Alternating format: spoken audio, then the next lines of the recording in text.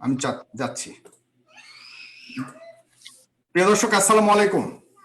Remittance যোদ্ধাদের অর্থে উপচে পড়েছে বা পড়ছে আমাদের দেশের বাংলাদেশ ব্যাংকের রিজার্ভ।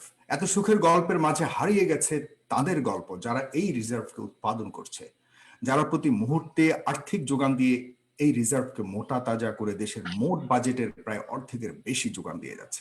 সারা পৃথিবীতে প্রায় 1 কোটি বাংলাদেশি প্রতি মুহূর্তে জীবনের সবচেয়ে স্বর্ণালী সময়কে উৎসর্গ করে দিয়ে দেশ মাতৃকার টানে অর্থ প্রেরণ করে যাচ্ছে মাতৃভূমিতে। অথচ আপদকালীন সাহায্য কামনায় সবসময় নিগৃহীত হতে হয় এই যোদ্ধাদের। করোনা মহামারীর এই দুঃসহ মুহূর্তে যেমনটি মালয়েশিয়ায় চলছে ভয়াবহ চিত্র, তেমনটি বাংলাদেশে ফিরতে এবং ফেরার পর রয়েছে আরেক নির্মম চিত্র। এই পর্যায়ে সেখানকার প্রবাসীরা এক মহাকাল অতিক্রম করছে বলে আমরা জানতে পেরেছি। আজ আমরা জানবো কি নিদারুণ সংকটে রয়েছে মালয়েশিয়ার বাংলাদেশিরা। আমার সাথে রয়েছেন মালয়েশিয়াতে থাকা বিভিন্ন পর্যায়ের 4 জন অতিথি এবং বিশেষভাবে থাকবেন বা আছেন আমার সাথে এই মুহূর্তে প্রবাসী বান্ধব সাংবাদিক মুস্তফা ফিরোজ। অন্যরা হলেন জনাব মাহবুব আলম শাহ, পরিচালক Bangladesh Malaysia chamber of commerce and industry, রয়েছেন এম রেজাউল করিম রেজা, আহ্বায়ক মালয়েশিয়া আওয়ামী লীগ, রয়েছেন ডক্টর ফয়জুল হক, পোস্ট ডক্টরাল ফেলো ইন্টারন্যাশনাল ইসলামিক ইউনিভার্সিটি মালয়েশিয়া, এবং থাকবেন এখনো যুক্ত হননি মোহাম্মদ জামাল উদ্দিন, মালয়েশিয়া প্রবাসী সাধারণ শ্রমিক। আমি জামাল উদ্দিনকে দিয়েই শুরুটা করতে চেয়েছিলাম, কিন্তু দুর্ভাগ্যজনকভাবে তার এখনো পর্যন্ত আমি যুক্ত দেখছি না তাকে। আমি এ পর্যায়ে শুরু করতে যাচ্ছি সার্বিক বিষয় নিয়ে। ডক্টর ফয়জুল হক, আপনার কাছ থেকে আপনি সেখানকার গবেষণা করছেন এবং খুব ক্লোজলি আপনি প্রবাসীদের দুঃখ দুর্দশাকে আপনি অবলোকন করছেন। আমি আপনাকে দিয়ে শুরু করতে যাচ্ছি। এখানে খুব দায়িত্বশীল কয়েকজন আছেন আমার সাথে, পরবর্তী তাদের মন্তব্য জানবো, কিন্তু আপনার থেকে শুরু করতে যাচ্ছি এই কারণেই যে আপনি একদম গ্রাউন্ড লেভেল থেকে বর্তমানে কি পরিস্থিতি, কি সংকট বাংলাদেশিরা ফেস করছে, সেখানে বসবাসকারী প্রবাসী কি কি ফেস করছে, আপনার কাছ থেকে একটু পূর্ণাঙ্গভাবে বিস্তারিত তবে স্বল্প ভাষায় জানতে যাচ্ছি। বিসমিল্লাহির রহমানির রহিম। প্রিয় দেশবাসী, আসসালামু আলাইকুম ওয়া রাহমাতুল্লাহি ওয়া বারাকাতুহু। আজকের আয়োজিত ফেস দ্য পিপলের এই টকশো অনুষ্ঠানের সম্মানিত শ্রদ্ধাস্পদ সঞ্চালক জনাব সাইফুর রহমান সাইফুর ভাই, উপস্থিত রয়েছেন জনাব মাহবুব আলম শাহ, পরিচালক Bangladesh Malaysia chamber of commerce, M Rezaul Karim Reza ভাই, আহ্বায়ক বাংলাদেশ আওয়ামী লীগ মালয়েশিয়া, মোস্তফা ফিরোজ দীপু ভাই, বিশিষ্ট সাংবাদিক, এবং আসবেন মোহাম্মদ জামাল উদ্দিন, সম্মানিত মালয়েশিয়ান প্রবাসী। সবাইকে শুভেচ্ছা জানিয়ে আমি সংক্ষিপ্তভাবে কিছু কথা বলার চেষ্টা করছি। আপনারা জানেন, পৃথিবীতে আজকের এই মহামারী করোনা আক্রান্তের ছোবলে বিশ্বব্যাপী সমগ্র জায়গায় লন্ডভন্ড এক পরিবেশ বিরাজ করছে। তার অংশবিশেষ হিসাবেই মালয়েশিয়াও কিন্তু কোনো অংশেই কম নয়।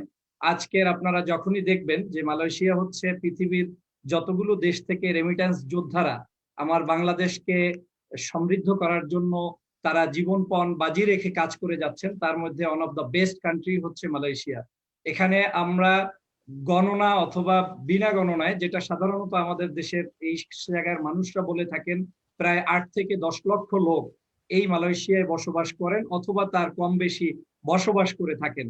অথচ সেই মালয়েশিয়ায় বসবাসকারী এত বড় সংখ্যাগরিষ্ঠ মানুষের সমস্যা সমাধানের জন্য যে এম্বাসি রয়েছে, সে এম্বাসিতে চাকরি করেন মাত্র 60 থেকে 70 জন বা কম বেশি এই পরিমাণ মানুষ এখানে চাকরি করেন। তাহলে এই 10 থেকে 8 লক্ষ 10 লক্ষ মানুষের সার্ভিস তাদের পক্ষে কখনোই সম্ভব না সঠিকভাবে প্রদান করা। দ্বিতীয় হচ্ছে, এখানে যে মানুষগুলো বসবাস করেন তার মধ্যে শিক্ষিত মানুষ রয়েছে, পড়াশোনার জন্য আলাদা ছাত্রছাত্রী রয়েছে, তার বাহিরে কৃষক রয়েছে, আমাদের শ্রমিক ভাইয়েরা রয়েছে, যারা বিভিন্ন জায়গায় আমার এই কষ্ট করে বাংলাদেশকে সমৃদ্ধ করার জন্য কাজ করে যাচ্ছেন। তাছাড়া সামাজিক স্ট্যাটাস সম্পন্ন মানুষ রয়েছে, রাজনীতিবিদরা রয়েছে, যেমন আজকে এখানে এক ঝাঁক মেধাবী রাজনীতিবিদ এখানে উপস্থিত রয়েছেন। আজকে বর্তমান করোনা পরিস্থিতির মধ্যে মালয়েশিয়ার যে বন্ধুরা রয়েছে, যারা এখানে রেমিটেন্স যোদ্ধা হিসেবে কাজ করছে, তারা নিদারুণ কষ্টের মধ্যে দিনাতিপাত করছে। বিশেষ করে করোনাকালীন প্রথম সময়ে মালয়েশিয়ায় কিছু না কিছু সাহায্য সহযোগিতা এম্বাসি অথবা আমাদের যে এখানের যারা উপস্থিত রয়েছেন বিশিষ্ট ব্যবসায়ী, তাদের পক্ষ থেকে হলেও বর্তমানে এই দ্বিতীয় এবং তৃতীয় ঢেউতে কিন্তু তার সংখ্যাটা একেবারেই কম। বিশেষ করে এম্বাসি অথবা সরকারি উদ্যোগে সেই সাহায্য সহযোগিতার মাত্রাটা আমাদের চোখে পড়ার মতো পরিলক্ষিত হয়নি, যে কারণে আজকে সত্যিকার অর্থে মালয়েশিয়ার নাগরিকরা মালয়েশিয়ায় বসবাসরত বাংলাদেশি নাগরিকরা অত্যন্ত কঠিনভাবে দিনাতিপাত করছে, তাদের জীবনকে নিয়ে আজকে হুমকির মুখে। এমনকি আপনি জানেন যে বর্তমানে এই কঠিন পরিস্থিতিতে যখন করোনায় আক্রান্ত মানুষ, তখন মালয়েশিয়ার এই যারা কাজ করছেন তারা আজকে রাস্তায় রাস্তায় জায়গায় জায়গায় গ্রেপ্তার হচ্ছে শুধুমাত্র আনডকুমেন্টেড থাকার কারণে।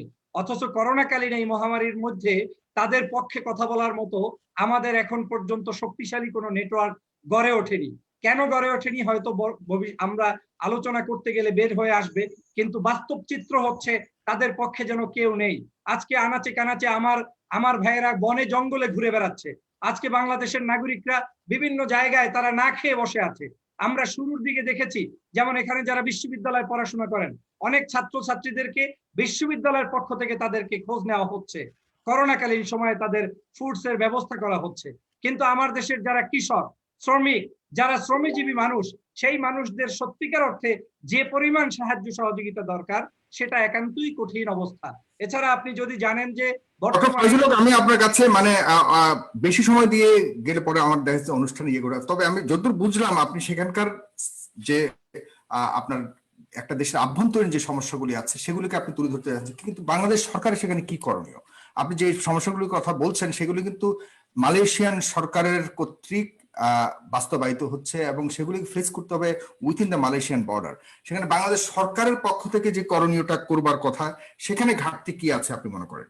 আমি মনে করি মালয়েশিয়ান সরকারের সাথে বাংলাদেশ সরকারের উচ্চ পদস্থ ব্যক্তিরা যদি বসতে পারেন, অ্যাম্বাসেডর হচ্ছে আমাদের প্রতিনিধি, অ্যাম্বাসির মাধ্যমে সরকারের উচ্চ পদস্থ ব্যক্তিরা এবং মন্ত্রী পরিষদের সদস্যরা যদি এখানের মন্ত্রীদের সাথে বৈঠক করে সমাধানের পথ খোঁজেন, যে মিনিমাম এখন করোনা ভাইরাস চলছে, আমার দেশের মানুষরা যার ভিসা নেই এই মুহূর্তে তো আর সে ভিসা তৈরি করতে পারবে না, যার পাসপোর্ট নেই এই মুহূর্তেই তো সে পাসপোর্টটা তৈরি করতে পারবে না।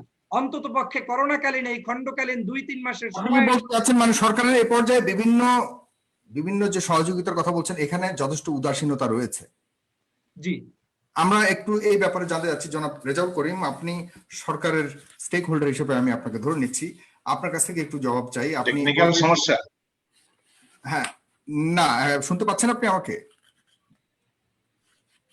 জনাব রেজাউল করিম, আপনি কি আমাকে শুনতে পাচ্ছেন?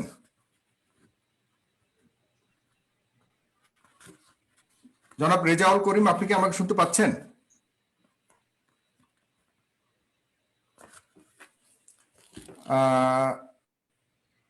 আমার কাছে মনে হচ্ছে রেজাউল সাহেব আমাকে শুনতে পাচ্ছেন না সামহাও। আমি মাহবুব আলম সাহেব আপনার কাছে যাচ্ছি। আপনি তো একইভাবে হয়তো আপনার কাছে অনেক অভিযোগের বিশাল পাল্লা রয়েছে, তবে আমার খুব ইচ্ছে ছিল রেজাউল করিম সাহেবের কাছে এই প্রশ্নগুলি আমি উত্থাপন করে তার কাছ থেকে তার অবস্থানটা জানবো, সরকার অবস্থানটা বিশেষ করে জানবো। আপনি ব্যবসায়ীদের নেতা হিসেবে রয়েছেন এবং সেখান থেকে ব্যবসা পরিচালনা করছেন। আপনারা একটা মোটামুটি ভালো সুবিধাজনক অবস্থানে আছেন, আপনাদের একটা ভালো অ্যাক্সেস রয়েছে, এয়ারপোর্টে গেলেও আপনাদেরকে অন্যভাবে একটু ট্রিটমেন্ট করা হয়, কিন্তু সাধারণ শ্রমিকরা সেখানে যারা রয়েছে তারা তো না মালয়েশিয়ান গভর্নমেন্ট তাদেরকে ওন করছে, না বাংলাদেশি গভর্নমেন্ট তাদেরকে ওন করছে, কিন্তু তারা তাদের অর্থগুলি তো প্রেরণ করছে বাংলাদেশে। এই সংকটকালীন মুহূর্তে শুধুমাত্র মালয়েশিয়া নয়, আপনি জানেন যে প্রবাসী সারা সমগ্র পৃথিবীতে যেখানে যেখানে আছে, যখন বাংলাদেশে ফিরে যাচ্ছে, বিশেষ করে কোয়ারেন্টাইনের যে একটা বড় ধরনের ধাক্কা তাদেরকে ফেস করতে হচ্ছে এবং নিজস্ব অর্থায়নে সেটাকে ফেস করতে হচ্ছে। আপনি টোটাল ব্যাপারটা কিভাবে দেখেন এবং মালয়েশিয়ার অবস্থা নিয়ে আপনি মন্তব্য জানতে চাচ্ছি। আসসালামু আলাইকুম। আজকের অনুষ্ঠানের সম্মানিত সঞ্চালক সাইফুর রহমান সাগর ভাই এবং এখানে উপস্থিত আমাদের মোস্তফা ফিরোজ ভাই, ডক্টর ফাইজুল হক, মোহাম্মদ রেজাউল করিম এবং আমাদের আরেকজন রেমিটেন্স যোদ্ধা ভাই জামাল উদ্দিন হয়তো কিছুক্ষণের মধ্যে সংযুক্ত হবে। একটু আগে জনাব ফাইজুল হক যে কথাগুলো বললেন, আলটিমেটলি এই জিনিসগুলাই কিন্তু বর্তমান এই প্যান্ডেমিকের সময় সারা বিশ্বে, শুধু মালয়েশিয়াতে নয়, সারা বিশ্বেই কিন্তু যারা আমাদের রেমিটেন্স যোদ্ধা বাংলাদেশের বা অন্যান্য দেশের শ্রমিক বলেন বা বিভিন্ন পেশাজীবী বিভিন্ন পর্যায়ে যারা আছেন, সবারই কিন্তু একই রকম সমস্যা। যেহেতু আমরা এখানে বাংলাদেশ পার্সপেক্টিভসে আমরা মানে এই প্রসঙ্গে কথা বলতে এসেছি, আলটিমেটলি করোনাকালীন প্রাথমিক পর্যায়ে যখন এখানে লকডাউন শুরু হয় 2020 সনের 18ই মার্চ থেকে, তার পরবর্তীতে বাংলাদেশ সরকার সহ মালয়েশিয়া সরকার এবং অন্যান্য সরকার তারা সবসময় চেষ্টা করে তাদের সাধ্যমতো সবার জন্য করতে, কিন্তু অনেক কিছু এখানে সীমাবদ্ধতা আছে এবং যার প্রেক্ষিতে আমাদের এখানে মানে মালয়েশিয়াতে বাংলাদেশ হাই কমিশন বা বাংলাদেশে মালয়েশিয়ান হাই কমিশন আছে, তারা তার দেশের যে সমস্ত জনসাধারণ এখানে কর্মজীবী আছে আমাদের মালয়েশিয়াতে, তারা সহ ছাত্র শিক্ষক বিভিন্ন পর্যায়ে সুবিধাজনক অবস্থানের মধ্যে কিন্তু কেউ ছিল না। কারণ যখন কন্টিনিউয়াসলি প্রথম ওয়েভ যখন শুরু হয়, তখন বর্তমান সরকারের হায়ার এডুকেশন মিনিস্টার, তার সাথে আমি পার্সোনালি দেখা করি, যেহেতু ওনার সাথে আমার একটা পার্সোনাল পরিচয় আছে, যার প্রেক্ষিতে ওই সময় কিন্তু আমি রিকোয়েস্ট করেছিলাম মালয়েশিয়াতে অবস্থানরত, যেহেতু আমাদের কাছে, যেহেতু আমরা একটা প্ল্যাটফর্মকে রিপ্রেজেন্ট করি, আমাদের কাছে বিভিন্ন শ্রমজীবী, বিভিন্ন কর্মজীবী এবং বিভিন্ন ছাত্র, বিভিন্ন ইউনিভার্সিটি কলেজগুলোর অনেকেই কিন্তু আমাদের কাছে বিভিন্ন সমস্যার কথা তুলে ধরেছে। তখন আমরা যে যার অবস্থান থেকে চেষ্টা করেছি কন্টিনিউ তাদেরকে সহযোগিতা করার জন্য, কিন্তু এটা তো একটা লিমিটেশন আছে। কারণ যেখানে আমরা মানে এখানে 20-25 হাজারের মতো স্টুডেন্ট এখানে আছে, আবার প্রায় 10 লাখের মতো বৈধ অবৈধ শ্রমিক মালয়েশিয়াতে অবস্থানরত আছে। আলটিমেটলি প্রথমে আমরা যাই, যেহেতু শিক্ষা জাতির মেরুদণ্ড, ওই মানে জিনিসটা চিন্তা করে আমরা আগে মানে স্টুডেন্টদের ব্যাপারটা সমস্যার সমাধান করার জন্য অ্যাটলিস্ট 3 বেলা খাবার যেন ওরা মানে ফ্রিলি পেতে পারে বিভিন্ন বিশ্ববিদ্যালয়, কলেজ বা ইনস্টিটিউশন গুলো, সেই ব্যবস্থাটা আমরা চেষ্টা করি ওই সময়, মানে মাননীয় মন্ত্রীকে রিকোয়েস্ট করে, যাতে ওনারা মালয়েশিয়ান সর্বোচ্চ মাননীয় প্রধানমন্ত্রী নজরে নিয়ে আসেন, এবং তারা কিন্তু আলটিমেটলি ইমিডিয়েটলি সেই ডাকে সাড়া দিয়ে আমাদের প্রত্যেকটা ইউনিভার্সিটিতে, কলেজগুলোতে যারা অবস্থান করছিল ওই সময়, তাদেরকে 3 বেলা খাবার, সকালের নাস্তা, দুপুরের লাঞ্চ এবং রাতের খাবারের টোকেনের মাধ্যমে। বর্তমান যে সমস্যার কথা আমি শুনতে পাচ্ছি মাহবুব ভাই, সেখানে কি আপনি স্টুডেন্টদের কথা বলছেন খুব বিশদভাবে, আমি আসলে সাধারণ শ্রমিকদের কথা বলছি। সেখানে সংখ্যার দিক দিয়ে যদি আমরা পরিসংখ্যানটা যদি আমরা দেখি, তাহলে তো সেখানে প্রায় 7 লক্ষের কথা বলেছেন, প্রায় ম্যাক্সিমাম তো সাধারণ শ্রমিক। তাদের অবস্থানটা কি সেটা নিয়ে যদি, কারণ তাদের অবস্থানও খুব সঙ্গীন অবস্থার মধ্যে ওই সময় ছিল, এখনো আছে। এখন তো আমাদের এখানে সেকেন্ড ওয়েভ যাচ্ছে, বাট আপনার যে যার অবস্থান থেকে হয়তো করতে পারে, কিন্তু এটা একটা সীমাবদ্ধতা আছে। এখানে আমাদেরকে সরকারকে, আপনার কথা শুনতে পাচ্ছি না।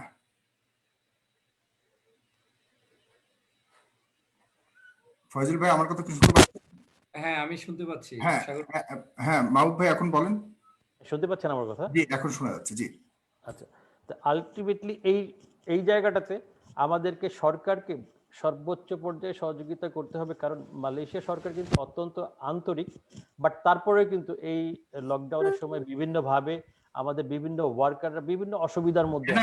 এখন আপনি একটু পরামর্শ দেন বা আপনি বলুন যে কি করণীয় আছে। কারণ হলো সেখানে আমি যত জানি যে বন জঙ্গলে এই শ্রমিকরা এখন পালিয়ে আছে, সেখানেও কুকুর পাঠিয়ে দেওয়া হচ্ছে, সেই কুকুর দিয়ে তাদেরকে খুঁজে বের করা হচ্ছে। সেটা ঠিক আছে, পলিসি অফ মালয়েশিয়ান গভর্নমেন্ট।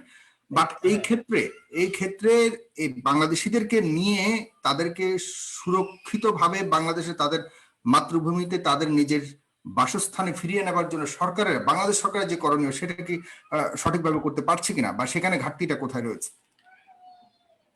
আপনার কথা শুনতে পাচ্ছি না। আপনার হেডফোন মনে হয় কানেক্টিভিটি কোনো প্রবলেম আছে। শুনতে পাচ্ছেন? এখন শোনা যাচ্ছে। অ্যাকচুয়ালি ওই আপনার যেহেতু ইন্টারন্যাশনালি আমাদের বর্ডার ক্লোজের ক্ষেত্রে আমাদের ফ্লাইটগুলো কিন্তু ক্লোজ ছিল, যার কারণে এখানে অনেকে আনডকুমেন্টেড আছে, অনেকের চাকরি নাই। তারপরে কিন্তু এই সমস্ত ওয়ার্কারদের কিন্তু বাংলাদেশে ফিরে নিয়ে যাচ্ছে না।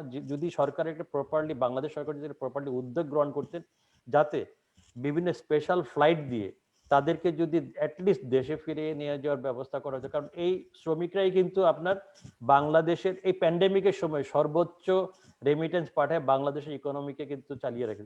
এইখানে যদি সরকারকে আপনার বাংলাদেশের হাই কমিশনার যদি এখানে কি বাংলাদেশ সরকার চাইলে কি তাদেরকে ওখানে একটা মিউচুয়াল আন্ডারস্ট্যান্ডিং এর মাধ্যমে তাদেরকে রেখে দেওয়ার বা সিকিউরিটি প্রদান করবার কোনো সুযোগ রয়েছে কিনা সেই প্রশ্ন আপনার কাছে আমি রেখে গিয়ে, রেজাউল করিম সাহেব আপনি আমার সাথে যুক্ত হয়েছেন, এখন কি শুনতে পাচ্ছেন আপনি আমাকে? জি জি জি। সরকারের করণীয়তে ঘাটতি রয়েছে, আপনি সরকারের প্রতিনিধিত্বকারী হিসেবে আমি আপনাকে এখানে যদি ধরে নিই, আপনি মালয়েশিয়া আওয়ামী লীগের আহ্বায়ক হিসেবে রয়েছেন, আপনাদের অবস্থান থেকে, আপনি বর্তমানে বাংলাদেশে রয়েছেন, আপনাদের অবস্থান থেকে যদি একটু জানাতেন যে বাংলাদেশ গভর্নমেন্ট আসলে এই মুহূর্তে যে সংকটকালীন সময় যাচ্ছে, বর্তমানে বাংলাদেশিরা যারা ওখানে বসবাস করছে তাদের জন্য কি করা হচ্ছে, কেন তারা হাহাকার করছে, কেন তারা বাংলাদেশে ফিরতে পারছে না, বাংলাদেশে ফেরার পরেও কেন তারা তাদের জীবন নিয়ে শঙ্কিত এবং অনিশ্চিত? আসলে মাঝখানে তো আমি অনেকক্ষণ কোনো কথা শুনতে পাইনি, ঠিক আছে। আমাদের মাহবুব ভাই কি বললেন বা অন্য কেউ কিছু বলছেন কিনা আমি কোনো কথাই আমি শুনতে পাইনি, যার কারণে আমি এখন মাঝপথে আপনি আমাকে প্রশ্ন করলেন, তো ঠিক আছে আমি কিছু কথা বলি। তা সবাইকে আমার সালাম। এই প্যান্ডেমিকের ভিতরে আমরা সবাই সুস্থ থাকি, এটা আমার সবচেয়ে শুভকামনা। আর আপনার যে প্রশ্ন সেটার ব্যাপারে আমি আসলে বলতে চাচ্ছি, আমাদের মালয়েশিয়াতে আমরা যারা বলছি যে যারা এখন দেশে আসবো, আসলে কতজন সত্যিকারে আমরা কতজন এখন বাংলাদেশে আসতে চাই এটা একটা জানার বিষয়। কারণ আমাদের যে মানে এটা কি বলবো, বললে নিজেদের উপরেই লাগে। আমরা বাঙালি, আমরা যাই 3 বছরের জন্য থাকি, চেষ্টা করি 30 বছর থাকার। এখন যারা এখানে অবৈধ, এই অবৈধ লোকগুলা আসলে কত লোক আপনার ইয়ে করছে, কি বলে, দেশে আসার জন্য অ্যাপ্লাই করছে, এটা জানার দরকার আছে। যেমন আজকে আমাকে প্রশ্ন করলেন যে আমাদের পররাষ্ট্র মন্ত্রণালয় বিষয়ক সংসদীয় স্থায়ী কমিটির সভাপতি, উনি বললেন যে দেশে আসার জন্য কত লোক অ্যাপ্লিকেশন করছে আমাকে জানাও। আমি বললাম যে আমি যতটুকু জানি টোটাল 2 লক্ষ প্লাস অ্যাপ্লিকেশন করছে, এর ভিতরে আমাদের বাঙালি কতগুলো এক্স্যাক্টলি এটা আমি বলতে পারি না, তবে এটা আমাদের হাই কমিশন হয়তো জানতে পারে যে এক্স্যাক্টলি কতজন বাংলাদেশি দেশে ফেরার জন্য অ্যাপ্লিকেশন করছে।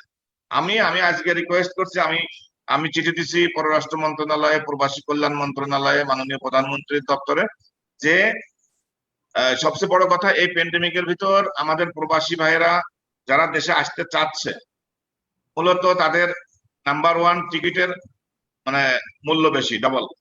হ্যাঁ, ডবল একটা বিমান ডবল নিবে, কারণ যেহেতু one way ticket, one way business. সে কথা বাংলাদেশ থেকে মালয়েশিয়ায় কোনো লোক যাচ্ছে না, মালয়েশিয়ার থেকে ওয়ান ওয়ে আসবে, সেই হিসাবে টিকিটের দাম বেশি হতেই পারে। আমি রিকোয়েস্ট করছি যে প্রয়োজনে, যেহেতু এখন অনেক বিমান বসে আছে, তো বিমানে অ্যাটলিস্ট মিনিমাম ফেয়ার নিয়ে, অর্থাৎ তেলের দাম নিয়ে আমাদের প্রবাসী বাংলাদেশি রেমিটেন্স যোদ্ধা যারা মালয়েশিয়াতে এখন আছেন, দেশে ফেরার জন্য অপেক্ষায় আছেন, তাদেরকে নিয়ে আসা হোক। আর যাদেরকে বাংলাদেশে নিয়ে আসার পরে কোয়ারেন্টাইনের যে টাকার বিষয়টা, এটা প্রবাসী কল্যাণ মন্ত্রণালয় থেকে। যারা জঙ্গলে গিয়ে লুকাচ্ছে তারা তেলের দাম দিয়ে কিভাবে আসবে দেশে? জি জি।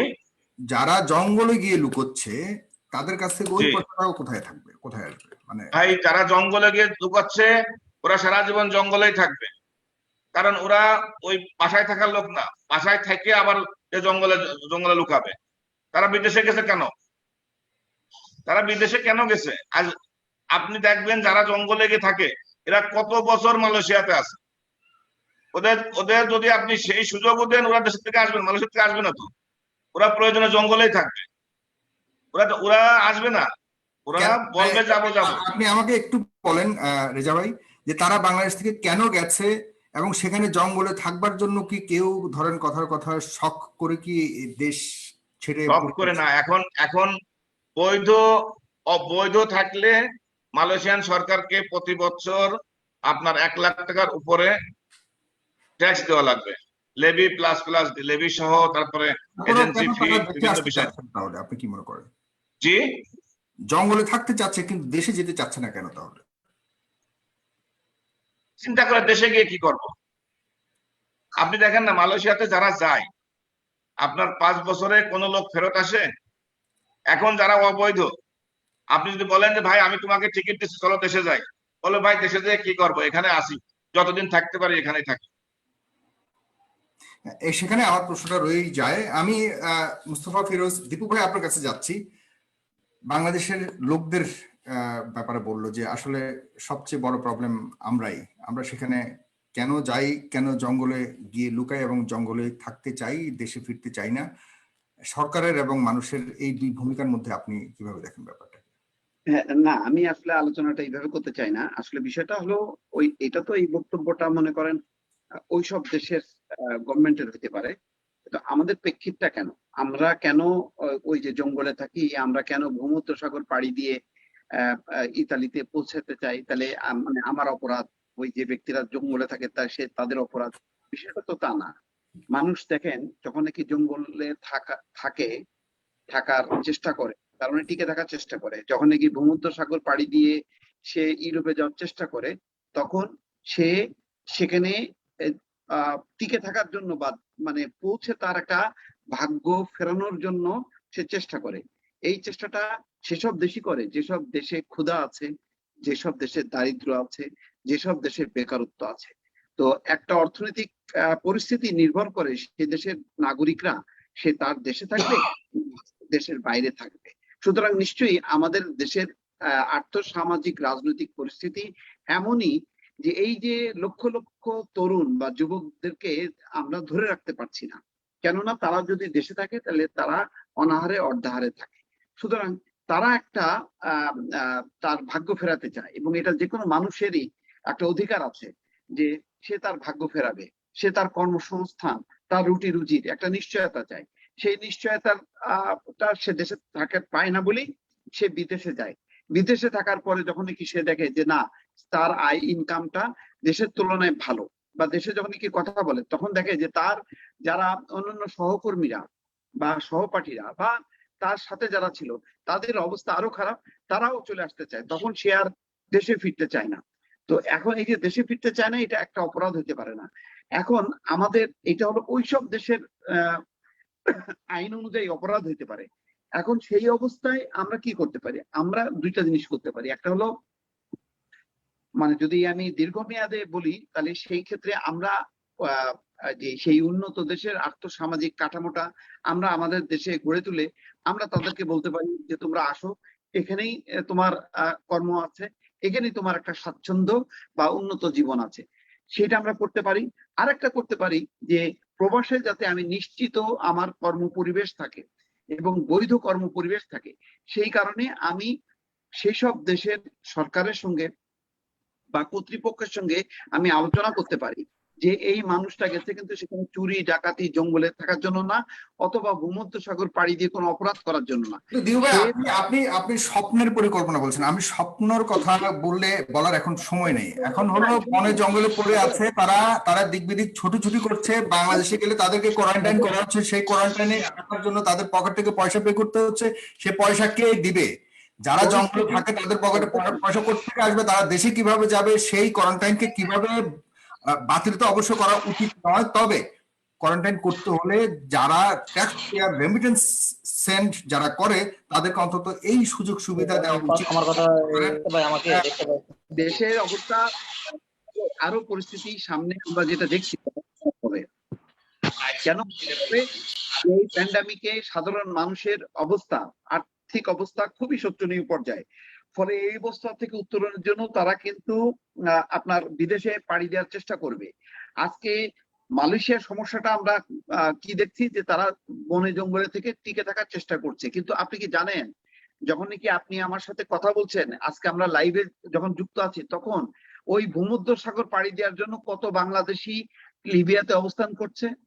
বিভিন্ন সূত্র বলছে যে বিদেশি যেই সমস্ত বার্তা সংস্থা আছে তাদের রিপোর্টই আছে 2 থেকে 3 লক্ষ টাকা কম, 3 লক্ষ মানুষ বাংলাদেশি তারা লিবিয়াতে অপেক্ষা করছে ভূমধ্য সাগর পাড়ি দিয়ে তারা ইউরোপে যাবে, এবং সেই সংখ্যাটা অন্যান্য আফ্রিকার অন্যান্য 50% জীবনকে হাতে রেখে, মানে 50% হলো মারা যাওয়ার সম্ভাবনা শীর্ষে।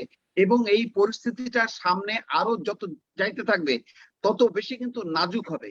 এখন এই পরিস্থিতিটাকে আমরা কোনো এই হতভাগ্য মানুষগুলোকে আমাদেরকে কিন্তু দোষারোপ করে কিন্তু আমরা যদি বক্তব্য দেই তাহলে তাদের প্রতি কিন্তু একটা অমানবিক আচরণ হবে। এখন বুঝতে হবে এই দায়টা আমার, এই দায়টা আমার সরকারের, আমার দেশের, যে আমরা এই মানুষগুলোকে প্রোটেক্ট করতে পারছি না, আমরা তাদেরকে বনে জঙ্গলে পাঠাই দিচ্ছি, আমরা তাদেরকে সাগরে পাঠাই দিচ্ছি, এইগুলি কিন্তু ব্যক্তিগতভাবে কাউকে দোষারোপ করার ব্যাপার না। এইটা আমার বললাম তো যে আর্থসামাজিক কাঠামোটাই আমার এই দলে দলে এই যুবকদেরকে, যারা বেঁচে থাকতে চায়, যারা জীবন করতে চায়, তাদেরকে কিন্তু ওইদিকে ঠেলে দিচ্ছে। ফলে সংকটটা আমাকে সামগ্রিকভাবে দেখতে হবে। এখানে বিচ্ছিন্নভাবে শুধু মালয়েশিয়া, আপনি মালয়েশিয়া নিয়ে আজকে আলোচনা করেন, কালকে লিবিয়া নিয়ে আলোচনা করেন, কালকে মধ্যপ্রাচ্য নিয়ে আলোচনা করেন, সব জায়গায় হাহাকার অবস্থাটা, খুবই করুণ অবস্থা। আমাদের এই যে শ্রম বাজার, আমরা খুব উৎসাহিত হচ্ছি যে আমাদের রেমিটেন্স বাড়ছে। এই রেমিটেন্স কেন বাড়ছে? বাড়ছে এই কারণে, যারা ওই যে টিকে আছে, ওই যে ভাইরা যে আছেন, ওনাদের মতন অনেকে আছেন যারা মনে করছে যে আর হয়তো টিকতে পারবো না, সুতরাং ওনাদের যা সম্পদ আছে, অর্থ আছে, সব কিন্তু বাংলাদেশে পাঠিয়ে দিচ্ছে। মনে করছে যেহেতু আমাদের টাকা পয়সা আছে, আমরা দেশে যে এই টাকা পয়সা দিয়ে যদি কোনো ব্যবসা বাণিজ্য করে আমরা টিকে থাকতে পারি। এটা হচ্ছে টিকে থাকার লড়াইয়ের অংশ হিসাবে আমরা এই রেমিটেন্সটা পাচ্ছি। এর মানে এই না যে আমার অর্থনীতি খুব খুব ফুলে ফেপে উঠছে, বিপুল পরিমাণ আয় ইনকাম হচ্ছে, সেই ইনকামের অংশ আমি দেশে পাঠিয়ে দিচ্ছি দেশের সমৃদ্ধির জন্য। বিষয়টা এইভাবে দেখতে হবে। সাগর। জি, আপনাকে অনেক ধন্যবাদ ডক্টর ফয়জুল হক। আপনার কাছে যাবার আগে আমি একজন যে সাধারণ শ্রমিক জনাব জামাল উদ্দিন আমার সাথে যুক্ত হওয়ার কথা ছিল, আমি তাকে যুক্ত করতে পেরেছি, কিন্তু আমার কাছে মনে হচ্ছে সে এখনো পর্যন্ত নিজে প্রস্তুত হতে পারেননি কথা বলবার মতো। জামাল উদ্দিন, আপনি কি আমাকে শুনতে পাচ্ছেন? আমি আপনাকে আনমিউট করছি, আপনি একটু আপনার ওদিক থেকে একটু আনমিউট করে কথা বলুন। আপনি আমাকে শুনতে পাচ্ছেন? জনাব জামাল উদ্দিন, আমি আপনাকে দেখতে পাচ্ছি, কিন্তু আপনি কি আমাকে দেখতে পাচ্ছেন প্লাস শুনতে পাচ্ছেন কিনা?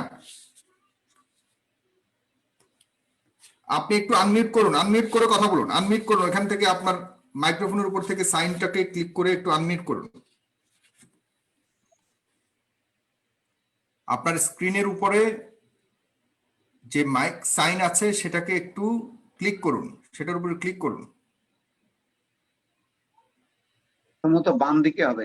লাল দাগ, এখন ঠিক আছে। এখন বলুন জামাল উদ্দিন, আপনি কোথায় আছেন? আপনি কোনো সমস্যায় আছেন এই মুহূর্তে?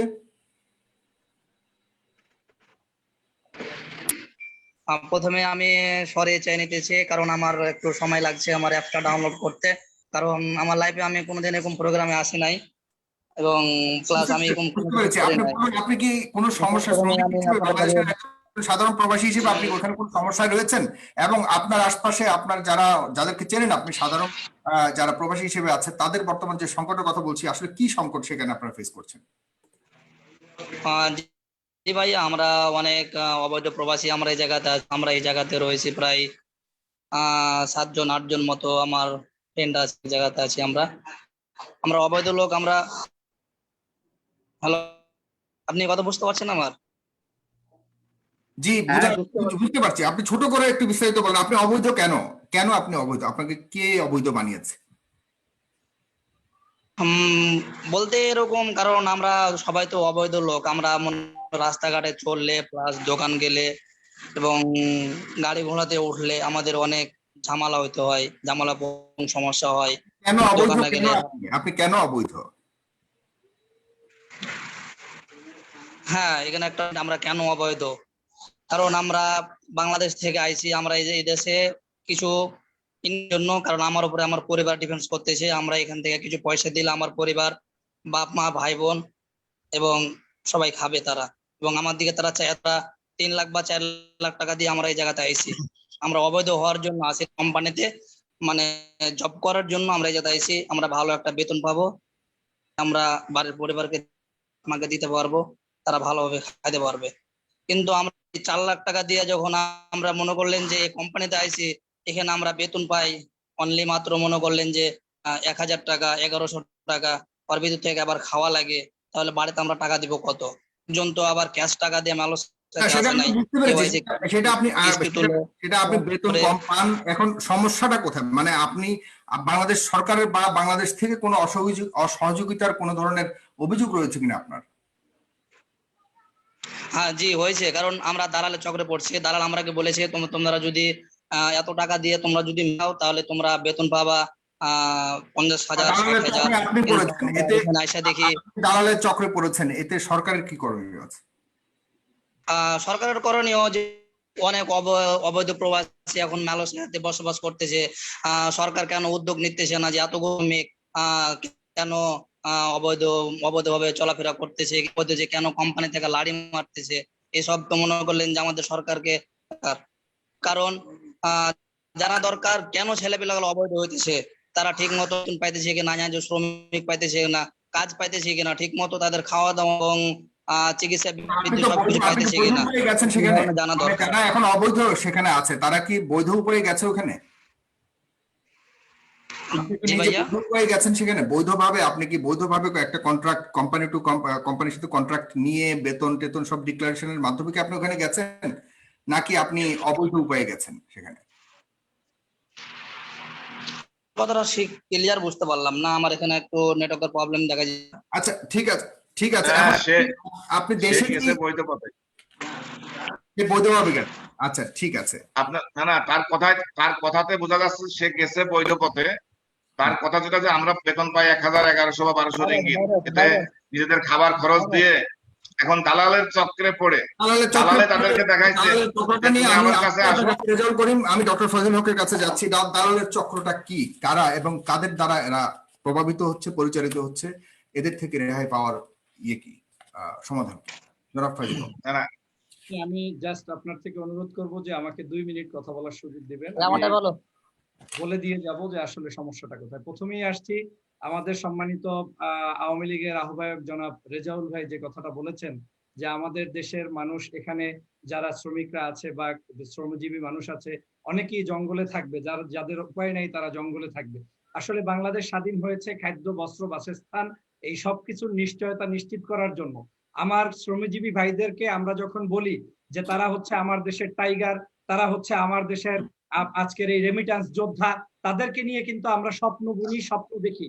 বিশ্বের বিভিন্ন দেশে আপনারা নিশ্চিত সবাই জানেন যে পৃথিবীতে যতগুলো দেশ আছে কোন দেশই অবৈধ বলতে কোনো শব্দ নাই, আনডকুমেন্টেড কিছু পিপল থাকতে হয়, এটা সব দেশে আছে। একজন মানুষ যখন যায়, যাওয়ার পরে তিনি যখন তার এই পরিবারের দুঃখ দুর্দশা দেখে ভারাক্রান্ত হৃদয়ে তাকে তখন কষ্ট করে এই শব্দটা তার গায়ে লাগিয়ে তারপরে তাকে কিন্তু বিদেশে জীবনযাপন করতে হয়। প্রত্যেকটি মানুষ যখন বিদেশে আসে, কেউ বিমানে আসে, কেউ পাহাড় জঙ্গল পাড়ি দিয়ে আসে, কিন্তু মানুষটির ন্যাশনালিটির পরিচয় হচ্ছে আমার দেশের সে নাগরিক। এই মানুষটার যখন নিশ্চয়তা বিধানের জন্যই কিন্তু আমার এখানে অ্যাম্বাসেডরকে নিয়োগ করা হয়েছে, এখানে সরকারি কর্মকর্তারা নিয়োগপ্রাপ্ত হয়েছে। আজকে আমাদের প্রশ্ন করা উচিত ছিল এই টকশোতে আসার আগে যে আমার দেশের নাগরিকদের জন্য আমরা কি করতে পেরেছি, আমরা জনগণের জন্য কি করতে পেরেছি, সেটা না করে যেই জনগণরা অভাবগ্রস্ত, কষ্ট, দুর্দশাগ্রস্ত, তারা আজকে জঙ্গল থেকে হাহাকার করছে, কান্না বিজড়িত কণ্ঠে তাদের খাদ্য পাচ্ছে না, বাসস্থান পাচ্ছে না, সে নিয়ে আমার কমিউনিটি লিডারদের কি কি ভূমিকা আছে, কোথায় ত্রুটি আছে, সেগুলোই আজকে টকশোতে আলোচনা করার কথা ছিল, কিন্তু আমরা সেগুলো করতে ব্যর্থ হচ্ছি। আমরা সব সময় আমাদের দেশ এবং আমাদের ব্যক্তিগত নিজেদের জায়গাগুলোতে কথা বলতে গিয়ে আমরা অনেক সময় সঠিক তথ্য হারিয়ে ফেলছি। বাস্তব কথা হচ্ছে মালয়েশিয়ার বর্তমান পরিস্থিতিতে বিশ্বের কোন দেশেই বাংলাদেশি নাগরিকরা খুব বেশি ভালো অবস্থায় নেই। আপনি যদি সাগর ভাই হিসাব করেন বিশ্বের যতগুলো রাষ্ট্র রয়েছে সবচেয়ে রেমিটেন্সের দিক থেকে কোন রাষ্ট্র বেশি টাকা পাঠায়, তার মধ্যে one of the best country Malaysia. আজকে যেই মালয়েশিয়ার শ্রমিকদের টাকায় পদ্মা সেতু হবে, আজকে যেই মালয়েশিয়ার শ্রমিকদের টাকায় মেট্রো রেল হবে, আজকে যেই মালয়েশিয়ার শ্রমিকদের টাকায় আগামীর কোরবানির ঈদ হবে, সেই শ্রমিকদেরকে জঙ্গলে রেখে খাবার না দিয়ে, বস্ত্র না দিয়ে, তাদের খোঁজ না নিয়ে আমরা একতরফা কথা বলতে পারি না। আজকে আমাদের সমস্যা হচ্ছে এখানে অনেকগুলো সমস্যা আছে। একটা সমস্যা হচ্ছে ব্যক্তিগত সমস্যা, যেটা সকল সাধারণ শ্রমিকরা জানে। আজকে এই সহজ সরল শ্রমিক ভাইটিও সেই কথাই স্বীকার করেছেন যে তিনি তার পরিবারের কাছে জিম্মি হয়েছেন বিদায় টাকা দিতে পারছেন না বিদায় আজকে তিনি অবৈধ। একথা অবশ্যই সত্য, কিন্তু আরেকটা সত্য কথা হচ্ছে আজকে আমার দেশের এই বিদেশের মাটিতে দালাল তৈরি করতে কারা ভূমিকা রাখছে? আমরা যারা রাজনীতি করছি, হয় বিএনপি, নয় আওয়ামী লীগ, নয় অন্য কোনো পরিচয়, আমরা হয়তো এখানে আমাদের নিজেদের নেতৃত্ব তৈরি করছি, কিন্তু কর্মীদের দিকে আমরা তাকাচ্ছি না। আজকে করোনা পরিস্থিতির মধ্যে অবৈধ কি বৈধ এটা তো দেখার সুযোগ নেই। আমার সেই শ্রমিক তিনি জঙ্গলে আছেন, যার যে রেমিটেন্সের টাকায় বাংলাদেশ চলছে, তার জন্য আমার আপনার কি ভূমিকা আছে? আমরা কি 10 কেজি চাল নিয়ে তার কাছে যেতে পেরেছি? গত কয়েকদিন আগে আওয়ামী লীগের এক ভাই পর্যন্ত করোনায় আক্রান্ত হয়ে মারা গিয়েছেন। আজকে করোনায় আক্রান্ত হয়ে বাংলাদেশের একজন বিশিষ্ট ব্যবসায়ী পর্যন্ত মারা গিয়েছেন। এক কঠিন পরিস্থিতি এখানে চলছে। আজকে যদি দুর্দশার কথা বলতে হয়, অনেকগুলো দুর্দশার কথা আছে। আজকে বাংলাদেশি নাগরিকরা এখানে পাসপোর্ট বিড়ম্বনায় থাকে। আপনি বলবেন পাসপোর্ট এই আজকের কথা, পাসপোর্ট এটা করোনার জন্য দেরি হচ্ছে।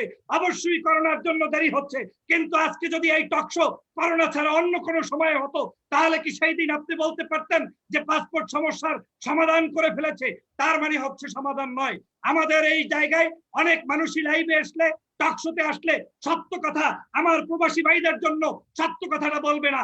আজকে এই মানুষরাই, যাদের কাছে আমার দেশের নাগরিকরা গরিব সিগনেচার করতে পারে না, তারা পড়াশোনা করতে পারে না, তাদের এই জ্ঞানকে পুঁজি করে, তারপরে তাদের এই সীমাবদ্ধতাকে পুঁজি করে, তারপরে এখানে দালাল বাহিনী গড়ে ওঠে। আজকে সেই দালাল বাহিনী কারা? দালাল বাহিনী আমার মতো আপনার মতো শিক্ষিত মানুষরা, যারা সিগনেচার করতে পারে, যারা ইংলিশে কথা বলতে পারে, যারা এখানে নেতৃত্ব দিতে পারে, তারাই তো দালাল। আমার শ্রমিকরা কোনোদিন দালাল নয়, আমার কৃষকরা কোনোদিন দালাল নয়। তাদের কারণে কিন্তু আমি ডক্টর পরিচয় দিয়ে আজকে এখানে আছি। তাদের কারণেই কিন্তু আওয়ামী লীগের বিএনপির মাহবুব ভাই বলেন অথবা আমাদের রেজাউল করিম ভাই বলেন, তারা কিন্তু তাদের পরিচয় আজকে পরিচিত। মালয়েশিয়াতে যদি আমার এই 10 লক্ষ বৈধ কিংবা অবৈধ শ্রমিক যদি না থাকতো, তাহলে আমি আপনার বিএনপি কিংবা আওয়ামী লীগ করার কোথায় অধিকার পেতাম? আজকে এখানে আমরা যারা রয়েছি, আমাদের সীমাবদ্ধতাকে তুলিয়ে ধরতে হবে। আজকে বাংলাদেশ সরকার যে উদ্যোগ নেয়, সব উদ্যোগ কিন্তু সঠিকভাবে পালন হয় না। সেই বিষয়গুলো কিন্তু সাগর ভাই আপনার মাধ্যমে তুলে ধরতে হবে। ফয়জুল ভাই, আমি আপনার উদ্বেগের জায়গাটা বুঝতে পেরেছি, কিন্তু এখানে সরকারের পক্ষের যে প্রতিনিধিরা রয়েছেন, সেখানে যে আমাদের রাষ্ট্রদূত এবং সেখানকার অফিস রয়েছেন, তাদের কাছ থেকে কি আপনারা সেই পর্যাপ্ত সহযোগিতা পাচ্ছেন কি না? এরপর আমরা সেখানকার যারা কমিউনিটি নেতারা রয়েছেন তারা তো আছেনই, তারা তাদের বক্তব্য দিবে। আপনি কি ব্যক্তিগতভাবে যেটা বলেছেন, রেজাউল করিম সাহেবও বলার চেষ্টা করেছেন যে সমস্যা নিয়ে সরকারের সাথে আলাপ করবার বা এই জাতীয় কিছু, সেখানে যদি গ্যাপ থাকে তাহলে সরকারের করণীয় কি থাকে? এখানে সরকারের অবশ্যই করণীয় আছে। আপনি দেখেন, একটা পাসপোর্ট অফিস যদি জেলা সদরে হয়, সেখানেও কিন্তু 50 জন 40 জন মানুষ চাকরিজীবী থাকে। 10 লক্ষ নাগরিকের এই জায়গায় আপনাকে তো সেই 70 জন 60 জন স্টাফ দিয়ে অবশ্যই আপনি সমাধান করতে পারবেন না। দ্বিতীয় সমস্যাটি হচ্ছে আমাদের মানসিকতার পরিবর্তন করতে হবে। They don't change their mind. Still আমরা বাংলাদেশি সিস্টেমের মধ্যে সীমাবদ্ধ রয়েছি। কেন আমার এই দেশের মালয়েশিয়ায় যদি অন্য অন্য অফিসে সুন্দরভাবে সার্ভিস দেওয়া যায়, একদিন 2 দিন 2 ঘন্টা 1 ঘন্টার মধ্যে পাসপোর্টের ব্যবস্থা করা যায়, আমার এখানে সর্বোচ্চ ধরে নিলাম 15 দিন সময়ের মধ্যেও তো চাইলে অবশ্যই পাসপোর্ট দেওয়া সম্ভব। চাইলে অবশ্যই এখানেও পাসপোর্টের মেশিন তৈরি করে হলেও কর্মীদের জন্য, শ্রমিকদের জন্য সম্ভব। শুধু কি তাই, আজকে একটি লেটার পর্যন্ত আমার এই শ্রমিকরা যখন আনতে যায়, তখন সেই শ্রমিকদেরকে ধান্দা ধরতে হয়, অন্যের কাছে হাত পাততে হয়। কেন তাকে সেটা করতে হবে? এটা কি মালয়েশিয়ার চিত্র বলছেন? আমি মালয়েশিয়ার চিত্র বলছি। যেই সকল, আজকে তো আপনি নিজেই বুঝতে পারলেন যে আমাদের সম্মানিত বাংলাদেশ আওয়ামী লীগের আহ্বায়ক সাহেব, তিনি একজন সম্মানিত ব্যক্তিত্ব। তিনি যখন বলেছেন যে দেশের শ্রমিকরা জঙ্গলে থাকবে, যে যার জায়গায় তার যখন ডকুমেন্ট নাই সে থাকবে, তার মানে কি শ্রমিক সে আমার দেশের নাগরিক, সে কি এখন জঙ্গলে থাকবে? স্বাধীনতার পূর্ব মুহূর্তে বঙ্গবন্ধু শেখ মুজিব যখন বাংলাদেশ থেকে গ্রেপ্তার হয়েছে, তখন তাকে যখন জেলে নেওয়া হয়েছে, তারপরে বাংলাদেশ স্বাধীন হয়েছে। স্বাধীন হওয়ার সাথে সাথে ফয়জুল ভাই, আপনি কথাটা আপনি অন্যদিকে নিয়ে যাচ্ছেন। আপনি কথাটা আপনি রাজনৈতিক ভাবে নিয়ে যাচ্ছেন। আমি যে কথাটা বলতে চেয়েছি, আপনি সেই কথাটাকে আপনি ঘুরাই নিয়ে যাচ্ছেন। এটা ঠিক না। আমি কি বলেছি, আপনি আমার কথাগুলো আপনি শোনেন, আমাকে রেজাউল ভাই, আমি আপনার কাছে আসছি আপনার সময়। না, সে তো মনে হচ্ছে পল্টন ময়দানে বক্তব্য দিচ্ছে। হ্যাঁ, ফয়জুল সাহেব মনে হচ্ছে পল্টন ময়দানে বক্তব্য দিচ্ছে। উনি টকশোতে আসেন নাই, উনি আসছেন পল্টন ময়দানে আওয়ামী লীগের বিরুদ্ধে বক্তব্য দেওয়ার জন্য। আচ্ছা, উনি ওনার কথাটা বলুক, এরপর আপনি আপনারটা। না, আমি তো শুনতেছি, কিন্তু উনি যেভাবে বলতেছে এটা ঠিক না তো। উনি আমার কথাটাকে ডাইভার্ট করে অন্যদিকে নিয়ে যাচ্ছে। অ্যাকচুয়ালি শ্রমিকরা জঙ্গলে থাকবে এই জিনিসটা তো একটা আবেগের জায়গায় হইতে পারে, কারণ আমাদের যারা বৈধভাবে শ্রমিকরা জঙ্গলে থাকবে কেন? কেন জঙ্গলে থাকবে? শ্রমিকরা জঙ্গলে যাবে কেন? জঙ্গলে মাহবুব সাহেব, আমি আপনাকে প্রশ্ন করি, মালয়েশিয়ান সরকার বলে দিয়েছে যে একটা লোক 10 বছরের উপরে ভিসা পাবে না। জি এখন 10 বছরের উপরে যদি ভিসা না পায় তাহলে তার কি করতে হবে? বাংলাদেশে ফেরত আসতে হবে। তাহলে আমি বাংলাদেশে আমি কেন আসছি না? আমি কেন অবৈধ থাকবো মালয়েশিয়ায়? আর এই অবৈধ জিনিসটা আমরা থাকলে অ্যাওয়ারনেস, এই সেই লোক জিনিসটা যদি অ্যাওয়ারনেস করার দায়িত্ব অ্যারেস্ট হয়, কাদের? এটা তো আমার দেশের অ্যাওয়ারনেস বদনাম। অ্যাওয়ারনেস আমরা করার নিজেরাই দায়িত্ব তো আমাদের কাদের? দেশের বদনাম করছি। ফিরোজ দীপু ভাই কিন্তু খুব স্পষ্ট ভাবে কথাগুলি বলে গেছে, আপনি শুনতে পেরেছেন কিনা জানি না, আপনি শুনেননি হয়তো। না কেন ভাই শুনতে পারেন নাই, আছে, ওই কেন জন্য আর কি ধরেন রেজা ভাই মানে যেহেতু শুনতে পায় নাই বিধায় হ্যাঁ আলটিমেটলি ওই কেন গ্যাপটা রয়ে গেছে আর কি। যাচ্ছে, কেন বাংলাদেশে ফেরত আসার সুযোগ থাকা সত্ত্বেও আসতে চাচ্ছে না, জঙ্গলকে কখন মানুষ বেছে নেয়, এই প্রশ্নটা আপনার কাছে তো আমার থাকবেই। জনাব ফজল হক, আপনি শেষ করলে 30 সেকেন্ড আমি যাচ্ছি এরপরে। আমি যে কথা বলতেছিলাম, আমি রেজাউল করিম ভাইয়ের প্রতি সম্মান জানাই, মাহবুব ভাইয়ের প্রতি সম্মান জানাই। আমার কষ্টের জায়গা ওই জায়গায় যে বাংলাদেশ থেকে যে মানুষটা জঙ্গলে থাকতে আসছে, নিশ্চয়ই জঙ্গলটাকে বেছে নিয়েছে তখন যখন তিনি বাংলাদেশে এর চেয়েও কঠিন পরিস্থিতিতে থাকতে হচ্ছে। তিনি তার পরিবারের সামনে মুখ দেখাতে পারছে না, পরিবারের সন্তান হিসাবে কোনো চাকরি পাচ্ছে না, পরিবারের সন্তান হিসাবে তিনি ইনকাম করতে পারছেন না, তখনই কিন্তু তাকে সেই জায়গায় যেতে হচ্ছে। তাই আমার এই রেমিটেন্স যোদ্ধাদেরকে সম্মান জানাতে হবে, বের করতে হবে তারা অবৈধ না বৈধ, সেই জায়গাটা তদন্ত করার জন্য মালয়েশিয়ার বাহিনী রয়েছে। আপনার আমার বাংলাদেশি বাহিনীর দরকার নাই, আমাদের দরকার হচ্ছে এই ভাইদেরকে যত উপযুক্তভাবে সাহায্য সহযোগিতা করা, তাদেরকে লিগালাইজ করার জন্য সর্বোচ্চ আমাদের মোটিভেশনাল স্পিচ চালু করা, এবং আমাদের এম্বাসির সাথে জনসাধারণের যে দূরত্ব রয়েছে, দল মত জাতি ধর্ম নির্বিশেষে সবার মধ্যে সেই ঐক্যবদ্ধ একটি প্রাণবন্ত চিন্তা নিয়ে আসতে হবে, যেখানে আওয়ামী লীগ হোক, হিন্দু হোক, বৌদ্ধ হোক, খ্রিস্টান হোক, আমার দেশের নাগরিক যখনই মালয়েশিয়ায় আসবে সে আমার নাগরিক, অতএব তাকে সম্মান করতে হবে। ন্যাশনাল প্রোগ্রাম থেকে শুরু করে সর্ব জায়গায় তাকে বিস্তৃত সুযোগ করে দিতে হবে। সেটা যখন সম্ভব হবে তখনই আপনি সত্যিকার আজকের এই টকশোর আসল উদ্দেশ্য আপনি বাস্তবায়ন করতে পারবেন। আর যদি সেটা না হয় তাহলে আমার দেশের ভাইরা এই টকশোর মাধ্যমেই আবারও বিপদের মধ্যে পড়বে, তাদেরকে আনডকুমেন্টেড হিসাবে ফলাও করে দেওয়া হবে, যেটা কখনোই নাগরিক হিসাবে কোনোভাবেই কাম্য নয়। রেজাউল করিম ভাই, আপনি বলতে চাচ্ছিলেন যে তারা অবৈধ উপায়ে গেছে এবং তারা ইচ্ছা যদি করে যদি জঙ্গলে থাকবার জন্য, সেখানে আমাদের কি করণীয় আছে, তারা কেন সেই অবস্থার শিকার হচ্ছে? পাশাপাশি বাংলাদেশ থেকে যখন কেউ অবৈধভাবে বাংলাদেশের সীমানার বাহিরে যায়, অবৈধ লোকের মাধ্যমে যখন যায়, আমরা ভালো করে জানি কিভাবে যায়, নৌকা দিয়ে, বহু কিস্সা কাহিনী আমরা শুনেছি। এই দায়ভার কি একটা সাধারণ মানুষ কি এটাকে সমাধান করবার জন্য করবে, নাকি সরকারকে দেখভাল করা উচিত ছিল? সেখানে এই যে, এবং কি পরিস্থিতির আলোকে একটা লোক এইভাবে নিজের দেশ ছেড়ে জঙ্গলে থাকবার জন্য সিদ্ধান্ত নেয়? আপনি এই মানে মানবিক জায়গা থেকে যদি আপনি একটু অনুভব করে বলেন দয়া করে, যে কখন একটা মানুষ সিদ্ধান্ত নেয় যে জঙ্গলে থাকবো তবুও দেশে যাব না। রেজাউল করিম ভাই, আপনি কি শুনতে পাচ্ছেন আমাকে? জি জি, আমাকে প্রশ্ন করছেন? জি, আপনাকে প্রশ্ন করেছি, এবং পাশাপাশি আপনি আমাকে আরো দুটা উত্তর দিবেন। সেটা হলো যে এই অবস্থাতে বাংলাদেশ সরকারের কি বাংলাদেশে যেতে, তারা যে অবৈধ অবস্থা থেকে 500 রিঙ্গিট জরিমানা দিয়ে দেশে যাবে, এবং আপনি বলছেন যে শুধুমাত্র টিকেটের ভাড়াটা দিয়ে দেশে যাবে, সেই ভাড়াটা না থাকলে কি তারা জঙ্গলে থেকে পচে শেষ হয়ে যাবে? তাদেরকে কি দেশে নেওয়ার কোনো ধরনের সরকারি উদ্যোগ নেওয়ার কি প্রয়োজনীয়তা নাই? পাশাপাশি বাংলাদেশে গেলে যে সবচেয়ে বড় একটা সমস্যার কথা সবাই বলে থাকেন, যে বাংলাদেশে যাওয়ার পর তাদের 14 দিনের কোয়ারেন্টাইন করতে হয়, এবং নিজের পয়সা দিয়ে, সে পয়সাটা অনেকের কাছে থাকে না। এটা অবশ্যই আবেগের একটা জায়গা থেকে আপনাকে কথা বলতে হবে, জনাব রেজাউল করিম ভাই। আমি আমি আপনার আপনার প্রশ্নের ইয়েতে আমি কিছু কথা বলি। ওই প্রথমে যে ওই আমাদের একজন শ্রমিক ভাই কথা বলে গেল, তার পরিপ্রেক্ষিতে আমার কি বলে আমার আমার কিছু কথার ইয়েতে আমাদের ফয়জুর ভাই কিছু কথা বলেছে, আমি সব কথাগুলো এক এক করে আমি বলি, শুনেন।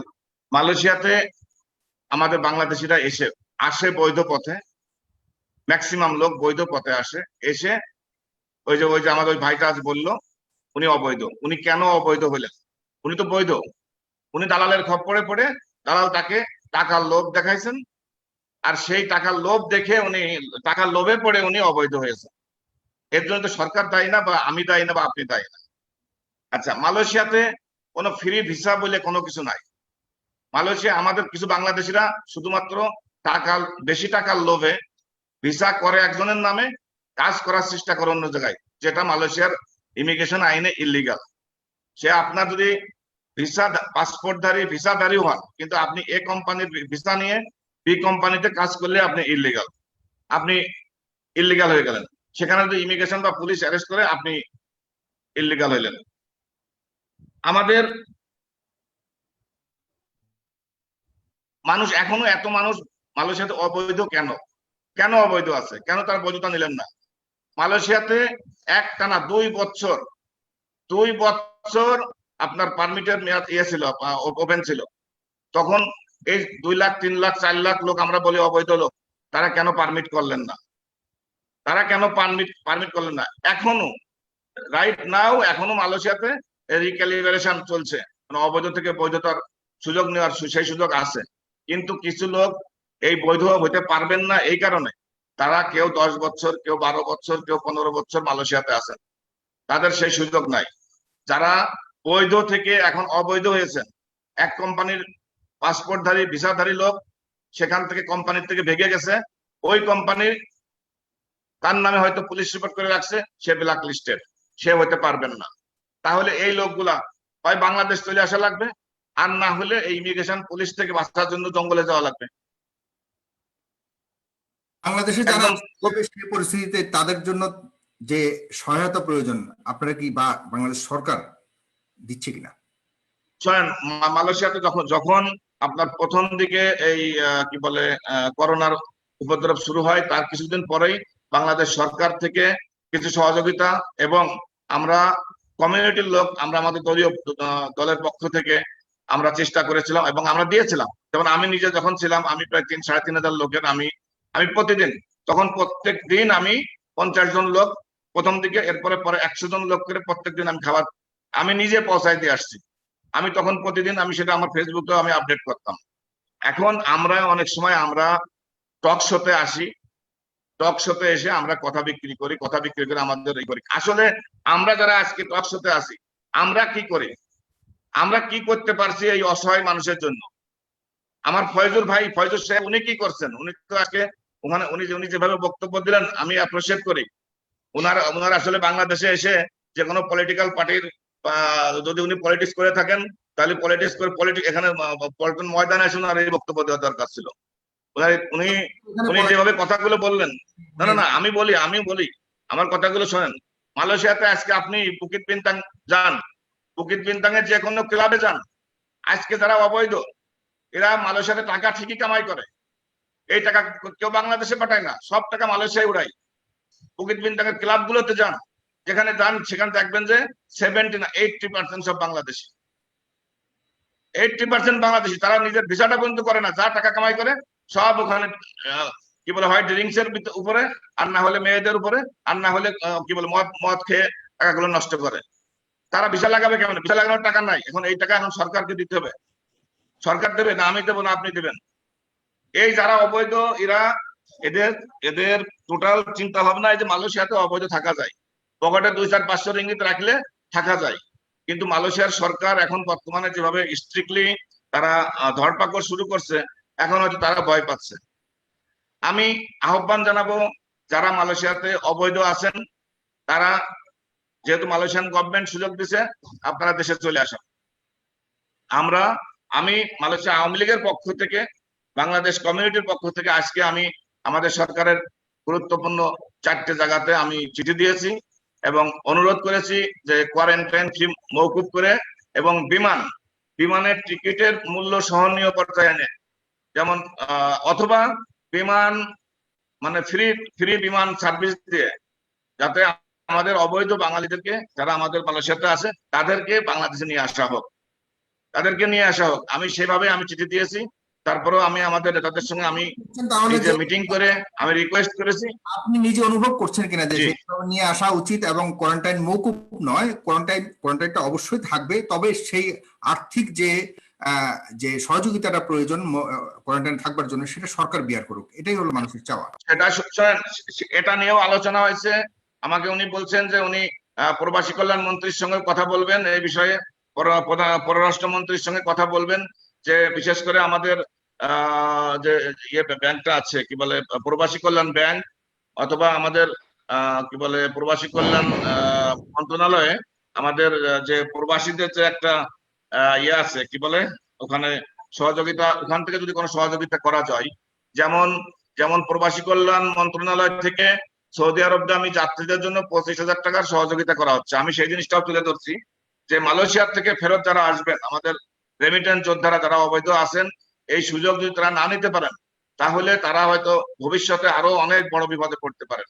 এই জন্য সরকারকে রিকোয়েস্ট করেছি এবং তারা এই জিনিসটা মাথায় নিয়েছেন যে ঠিক আছে, আমরা এটা নিয়ে আলোচনা করব যে প্রবাসী কল্যাণ মন্ত্রণালয় থেকে কোনো প্রকার সহযোগিতা করে তাদেরকে এই কোয়ারেন্টাইনটা যা আছে এই টাকাটা দেওয়া যায় কিনা। যখন জুয়া খেলে মদ খেয়ে নারীর পিছনে শেষ করে ফেলবে, তখন কি আপনাদের টনক নড়বে বা সরকার কখন এটা করবে? আমি একটু মাহবুব ভাই আপনার কাছে আসছি।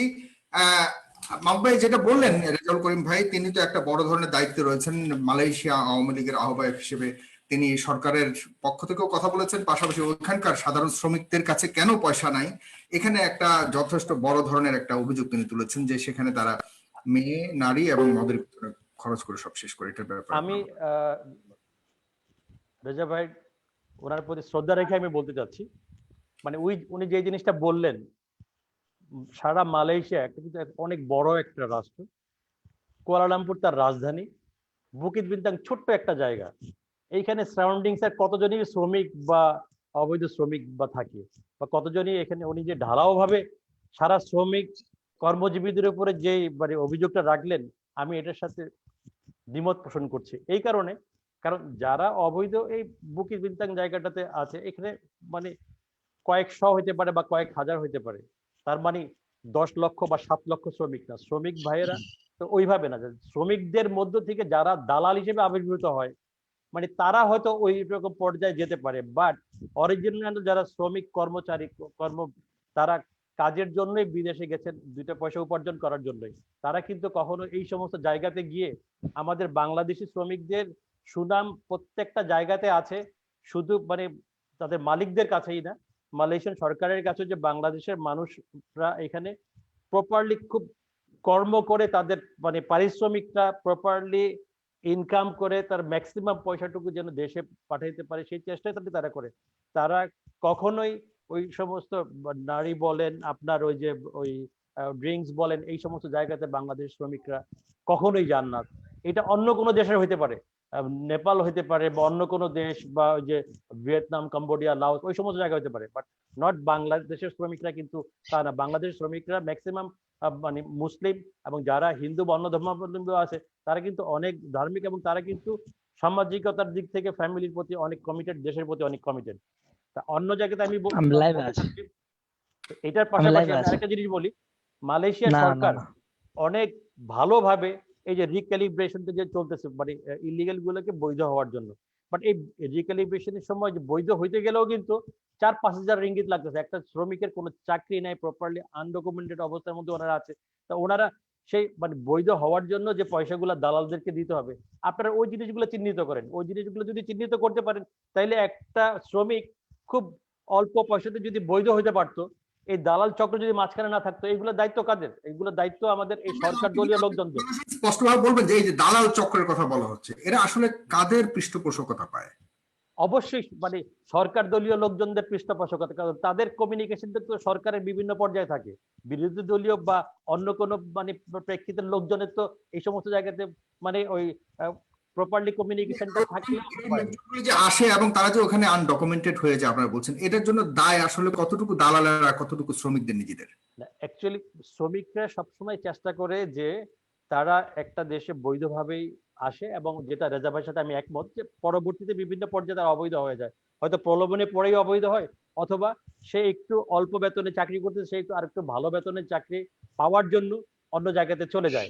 কিন্তু এই জায়গাটাতে কিন্তু মানে ওই ওনার সাথে একটা জায়গাতে আমি একমত যে আলটিমেটলি এখানে অনেকের বৈধ কাগজপত্র থাকার পরে কিন্তু অবৈধ, ইলিগেল হয়, যেহেতু সে যেই সেক্টরে উনি ভিসাতে আসছে, সে যদি অন্য কোনো সেক্টরে যদি কাজ করে তাহলে সেটা অবৈধ। ওই জায়গাটাতে তারা ওই সমস্ত দালাল চক্র, লোকাল দালাল চক্র, এই দালাল চক্রগুলো কিন্তু সৃষ্টি হয়েছে যারা এই দেশে একসময় শ্রমিক হিসেবে আসছে, এবং শ্রমিকদের কয়েকজন মিলে তারা তখন একজনকে মানে যে একটু ভালো জানে বা চালাক, ওই ওরা হয়তো চাকরি ছেড়ে দিয়ে এই মানে দালালি গুলা করে। এই তাদের মানে এই মিসগাইড গুলাতে আপনার আমাদের বাংলাদেশের মানে শ্রমিক কর্মজীবীরা বিভিন্ন উপায় কি? শেষ কয়েকটা সেকেন্ড। এটা থেকে পরিত্রাণের উপায় আমাদেরকে বাংলাদেশ সরকারের, আমাদের সংশ্লিষ্ট হাই কমিশনের সহযোগিতা, এবং আমি আশা করি যে হাই কমিশন এই জিনিসগুলোকে মানে যথেষ্ট গুরুত্ব সহকারে নজর দেবেন, এই সমস্ত অবৈধ দালালদেরকে যাতে শাস্তিমূলক আওতার মধ্যে আনতে পারে, যাতে আমাদের শ্রমিক কর্মজীবীরা প্রতারিত না হয়, যাতে আমাদের শ্রমিক কর্মজীবীরা অল্প পয়সাতে যেন একটা ভিসা করতে পারে। এবং এখানে আমি মানে একটা জিনিস অ্যাড করতে চাচ্ছি, জিনিসটা জানা দরকার যে মালয়েশিয়া সরকার অলরেডি বাংলাদেশের যারা অবৈধ আছে তাদেরকে আগামী 31শে ডিসেম্বর 2021 পর্যন্ত তাদেরকে উইদাউট অ্যাপয়েন্টমেন্টে যে কোনো সময় একটা টিকিট নিয়ে এয়ারপোর্টে চলে গেলে 6 ঘন্টার মধ্যে তাকে দেশে ফেরার ব্যবস্থা করবে। এটা কিন্তু মালয়েশিয়া সরকার অলরেডি সিদ্ধান্ত নিয়েছে। সিদ্ধান্তটা মালয়েশিয়া সরকার অত্যন্ত পজিটিভ একটা সিদ্ধান্ত নিয়েছে। এই সিদ্ধান্তটা যখনই নেওয়া হলো তার মানে কয়েকদিনের মধ্যেই আমাদের বাংলাদেশে যে কোয়ারেন্টাইনের মানে 2000 রিঙ্গিত বা 3000 রিঙ্গিত লাগবে। এখানে একটা টিকিট কাটতে লাগতেছে আমাদের 2000 ringgit, 1500 ringgit, 1800 ringgit one way ticket. এখানে যদি সরকার ওই সুনির্দিষ্ট জায়গাতে আপনার যে মানে বাংলাদেশের মানুষগুলো তো বাংলাদেশের রেমিটেন্স পাঠায়, তারা মানে বাংলাদেশের অর্থনৈতিক শক্তি মানে মানে ভূমিকা যেখানে মানে চালিকা শক্তি হিসেবে মানে তারা রয়েছে, এইখানে তাদেরকে যদি আমরা অল্প পয়সাতে মিনিমাম কস্টে বাংলাদেশ বিমান আছে, অন্যান্য সংশ্লিষ্ট এয়ারলাইন্স গুলো আছে, তাদেরকে যদি স্পেশালি মাননীয় প্রধানমন্ত্রী যদি ভূমিকা নেয়, কোন মন্ত্রণালয়, আপনি মন্ত্রণালয়ে বলছেন, চিঠি দিয়েছেন, অনেক কিছু করছেন, এরকম চিঠি চালচালন করতে করতে আমাদের শ্রমিক কর্মজীবীরা মানে মরে, আপনারা কি জানেন যে এখনো কয়েকশো ডেড বডি মালয়েশিয়াতে রয়ে গেছে, যারা বাংলাদেশের শ্রমিক যারা মারা গেছে তাদেরকে বাংলাদেশে পাঠানো যাচ্ছে না। আর ডে বাই ডে মানে এই সংখ্যা কিন্তু আরো বেড়ে যাচ্ছে। আপনার অনেককে বাধ্য হয়ে মালয়েশিয়াতে আপনার মানে দাফন কাফন করতে হচ্ছে। ব্যাপার দাঁড়াতে পারে সেটা কিন্তু রেজাউল করিম সাহেব নিজেও বলেছেন। আমি আপনার কাছ থেকে এবার বিদায় নিচ্ছি মাহবুব আলম শাহ। আমি একটু এমডি জামাল উদ্দিন আপনার কাছে যেতে যাচ্ছি, পরবর্তী শেষ করবো আজকে মোস্তফা ফিরোজ ভাইয়ের কাছ থেকে। তার কাছে আমরা একটা সমাধানের রূপরেখা জানতে চাইবো। এমডি জামাল উদ্দিন, আপনি একটু দয়া করে আনমিউট করেন।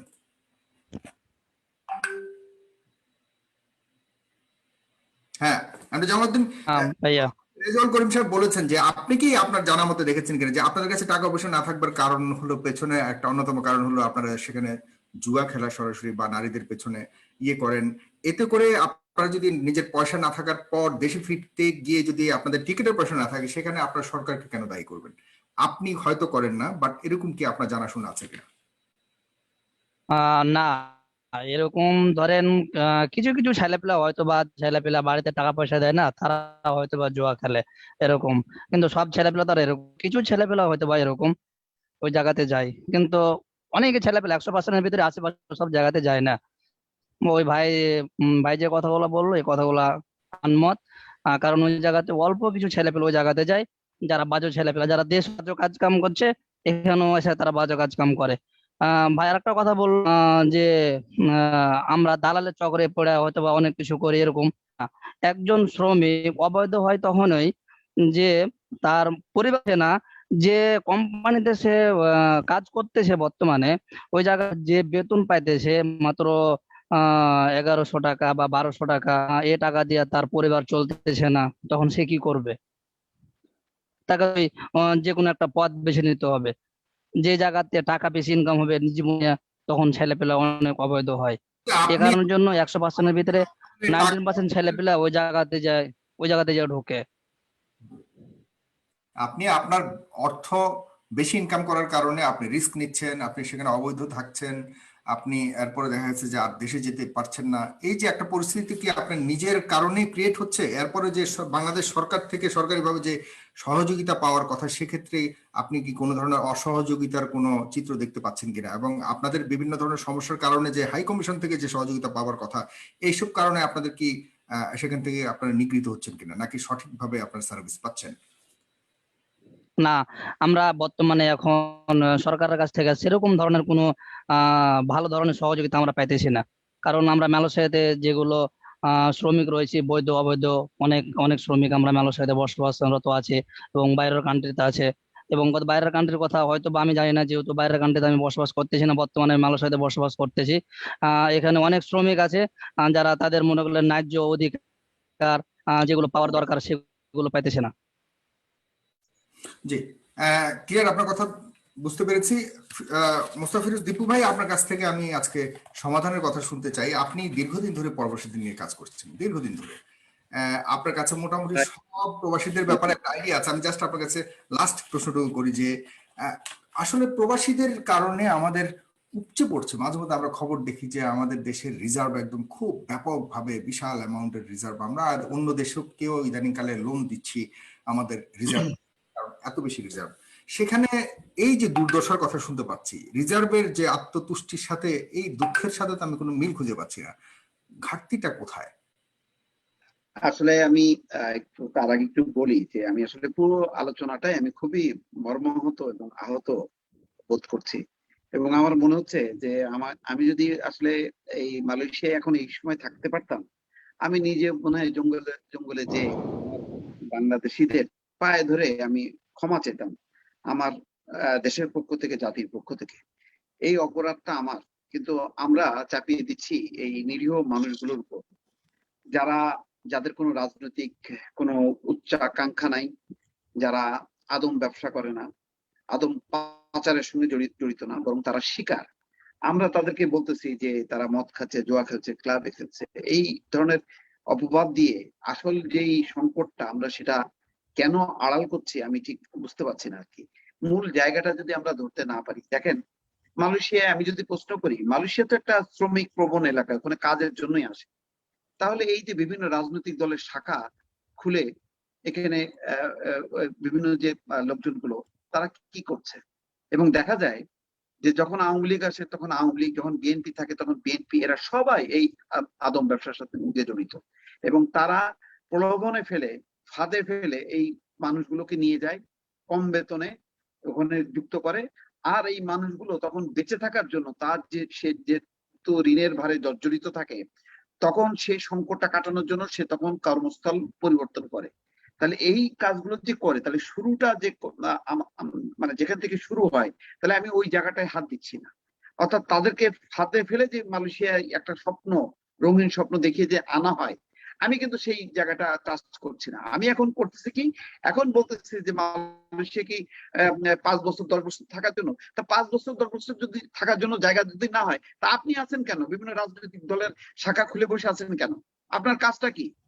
আপনি তো এই মানুষগুলোকে টেক ওভার করবেন, আপনি মানুষকে উদ্বুদ্ধ করবেন, বলবেন যে না তোমরা ভাই এই কাজগুলো করো না, তোমরা জঙ্গলে যেও না, তোমরা ক্লাবে যেও না, এই কাজগুলো করেন তাহলে। কিন্তু সেগুলো তো না। আজকে আমি এই সাগর, আপনাকে আমি একটা কথা বলি, আজকে মালয়েশিয়ার শ্রম বাজার খুলে দেওয়া হোক, দেখেন এই যে রাজনৈতিক ছত্রছায়া যারা আছে, এম্বাসি মিলে তারা হচ্ছে এই আদম ব্যবসা করবে এবং আমার মানুষগুলোকে প্রতারিত করবে। যদি তাদের যাওয়ার খরচ হয় সেখানে 2 লাখ টাকা, তারা সেটাকে তাদের কাছ থেকে 5 লক্ষ টাকা আদায় করবে। যদি 5 লাখ হয় তাহলে 10 লাখ টাকা হবে, অথচ সব দায় কিন্তু ফেলানো হবে আমার এই মানুষগুলোর উপরে, আমার এই শ্রমিক ভাইদের উপর। এইটা খুবই নির্মম আলোচনা এবং নির্মম একটা মানসিক অভিব্যক্তি ঘটছে কিন্তু আমাদের এই আলোচনার মধ্য দিয়ে। এটা ঠিক না। আমাদেরকে ক্ষমা চাওয়া উচিত যে মানুষগুলো এখন পালিয়ে বেড়াচ্ছে, অবৈধ। বলছি অবৈধ মানে কি? কাগজপত্র তার অবৈধ হইতে পারে, একটা মানুষকে অবৈধ হইতে পারে, সে বৈধ সন্তান না, সে বৈধ বাংলাদেশি না, সে আবার অবৈধ হয় কি করে? কাগজপত্রে তার সমস্যা থাকতে পারে, তার কাগজপত্রে যদি সমস্যা থাকে সেই কাগজপত্র আপনি ঠিক করেন, জঙ্গল থেকে নিয়ে আসেন, আপনার বাসায় আশ্রয় দেন, তাকে কি করা যায় এমবাসির সাথে কথা বলেন। সেই কাজগুলো আমরা না করে আমরা কিন্তু এদের রক্ত কিন্তু শোষণ করে আমরা কিন্তু ওখানে সুন্দর সুন্দর আমরা বাসা ভাড়া করছি, থাকছি, তারপরে রাজনৈতিক ব্যানারে আমরা এমবাসিতে যে আমরা সবার সমাবেশ করছি। এগুলো ঠিক না, এই মানসিকতা দূর করতে হবে। মালয়েশিয়া সরকার কিন্তু ইমিগ্রেশনের ইউরোপ, আমেরিকায় বা কানাডায় যে সুযোগটা আছে ইমিগ্রেন্ট করার, মালয়েশিয়ায় কিন্তু সেটা নেই। কিন্তু কেউ দেখা যাচ্ছে মালয়েশিয়ান নারীকে বিয়ে করে সেখানে কিন্তু সে কিন্তু এক ধরনের কি বলে জোর করে কিন্তু ওখানে মালয়েশিয়ায় বসবাস বা মালয়েশিয়ার নাগরিক হওয়ার চেষ্টা করে, এবং তারপরে অধিকাংশই দেখা যায় যে এই আদম ব্যবসা বা মানব পাচারের সঙ্গে জড়িত। এই জায়গা থেকে আমাদেরকে সরে আসতে হবে। এখানে রাজনৈতিক দল আমার দরকার না, আমার দরকার হচ্ছে বাংলাদেশ অ্যাসোসিয়েশন দরকার, বাংলাদেশ সমিতি দরকার। যারা সম্মিলিত হয়, যারা অবস্থাপন্ন আছেন, আপনারা সবাই মিলে আমার যেই বিপদগ্রস্ত শ্রমিকরা আছেন, কর্মীরা আছেন, তাদেরকে রক্ষা করেন। তাদেরকে রক্ষা করার জন্য কি কি করা যায় সেই সব পদক্ষেপ আমাদেরকে নিতে হবে। আর মনে রাখতে হবে যে আত্মতুষ্টির জায়গা না, এখন যে রেমিটেন্সটা আসছে সেইটা হচ্ছে অত্যন্ত বিপজ্জনক। তার মানে যারা হচ্ছে কোনো টিকে থাকতে পারছে না, তারা দেশে টাকা ফেরত দিয়ে তারা কিন্তু চলে আসছে। এই যে যখন চলে আসছে তার মানে একটা লং টার্মে হচ্ছে আস্তে আস্তে আমার রেমিটেন্স কিন্তু এখন হয়তো বাড়ছে, কিন্তু আস্তে আস্তে কিন্তু কমে যাবে। ফলে এই বিষয়টা সামগ্রিক ভাবে আমার আলোচনা করতে হবে। কে মদ খেতে গেল, কে ওই যে ক্লাবে গেল, কে অবৈধ কর্মকাণ্ড গেছে, এটা এই ক্ষুদ্র অংশ নিয়ে আমার ব্যস্ত থাকলে হবে না, বরং যারা গেছে তাদেরকে ফিরিয়ে আনার দায়িত্ব হচ্ছে রাজনৈতিক কর্মীদের, সেই কাজটা করা উচিত। সুতরাং আমার মনে হয় যে একটা ইতিবাচক দৃষ্টিভঙ্গি নিয়ে যারা ওখানে আছেন, যাদের অবস্থা ভালো আছেন, তারা দুর্দশাগ্রস্ত বাংলাদেশিদের পাশে দাঁড়িয়ে তাদেরকে রক্ষা করার চেষ্টা করেন। এখন আমাদেরকে টিকে থাকার দরকার। আমরা যদি টিকে থাকতে না পারি, তাহলে আজকে হয়তো আমি খুব ভালো অবস্থায় আছি, কিন্তু লং টার্মে কিন্তু আমি টিকে থাকতে পারবো না। এইটা আমাদেরকে দলমত নির্বিশেষে সবাইকে এই কথাটা চিন্তা করতে হবে। জি, আপনাকে অসংখ্য ধন্যবাদ। আমি আর কারো কাছে যেতে পারবো না, তবে আমি একটাবার শুধুমাত্র রেজাউল করিম সাহেবের কাছে যেতে চাই, যেহেতু উনি শুধুমাত্র একজন ব্যক্তি যে রেসপন্স করছেন, তার কাছে আমার একটা শেষ জানতে চাওয়া আছে। রেজাউল করিম ভাই, আপনার কাছে এটাই যে আসলে হাই কমিশনের কাজটা কি তাহলে? একটা হলো G2G রিলেশন মেনটেন করা, আদার দেন দ্যাট যে অন্যান্য উইংস গুলি আছে তাদের কাজটা কি, মানে প্রবাসীদের জন্য তার কাজগুলি কি তাহলে? অবশ্যই আমাদের মালয়েশিয়াতে আমরা যারা প্রবাসী যারা আছি তাদের ফুল দেখভাল করার দায়িত্ব আমাদের গার্ডিয়ান হচ্ছে Malaysian high commission, Bangladesh high commission Malaysia. তাদের সব আমাদের প্রবাসীদের দেখভাল করার দায়িত্ব তাদের। দেখভাল শব্দটার মধ্যে আপনার এটা ডেফিনিশনটা কি? ভালো মন্দ না, বলছি ভালো মন্দ দেখার দায়িত্ব তাদের। মানে যেহেতু সে রাষ্ট্রপতির প্রতিনিধি হিসেবে আমাদের হাই কমিশনার সাহেব আছেন, তার নেতৃত্বে বাংলাদেশ মিশনে যারা আছেন তারা কাজ করছেন। আমাদের যেমন পাসপোর্ট সেকশন, পাসপোর্ট দেখছে, তারপরে আপনার কি বলে কমার্শিয়াল সেক্টরে যারা আছেন তারা কমার্শিয়াল দেখছেন। তা আমাদের কি বলে পাসপোর্ট দিচ্ছেন, তারপরে লেবার ডিপার্টমেন্টে যারা আছেন তারা লেবারদের সুবিধা অসুবিধা দেখছেন, এগুলো দেখছেন। কিন্তু বর্তমানে মালয়েশিয়ার যে বর্তমান যে সিচুয়েশন, এই সিচুয়েশনে আসলে আপনি জানেন কিনা জানি না, আমাদের বাংলাদেশ হাই কমিশনের 7 জন কর্মকর্তা কর্মচারী কোভিড আক্রান্ত, তারা খুব সিরিয়াস অবস্থায় তারা হাসপাতালে আছেন। আমি ও বিষয়ে কথা বলি না, কারণ আমি আরেকটা কথা বলি, সেটা হচ্ছে আজকে মোস্তফা ফিরোজ ভাই, আজকে আপনি ঘোষণা দেন যে বাংলাদেশ গভর্নমেন্ট ঘোষণা দিক যে বিমান ফ্রি দেওয়া হলো, তারপরেও দেখবেন যে যারা এখন ওখানে অবৈধ আছে তারা আসবেন না।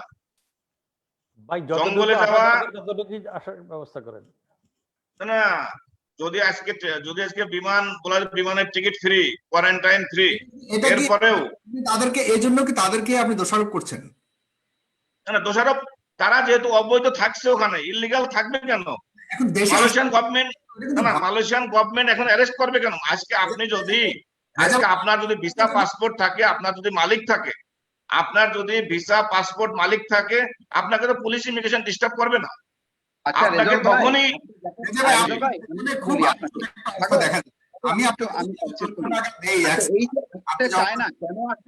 কেন আসতে চায় না এটাই তো বুঝতে হবে, যে সে দেশে এসে করবেটা কি। না, দেশে এসে করার অনেক কিছুই আছে।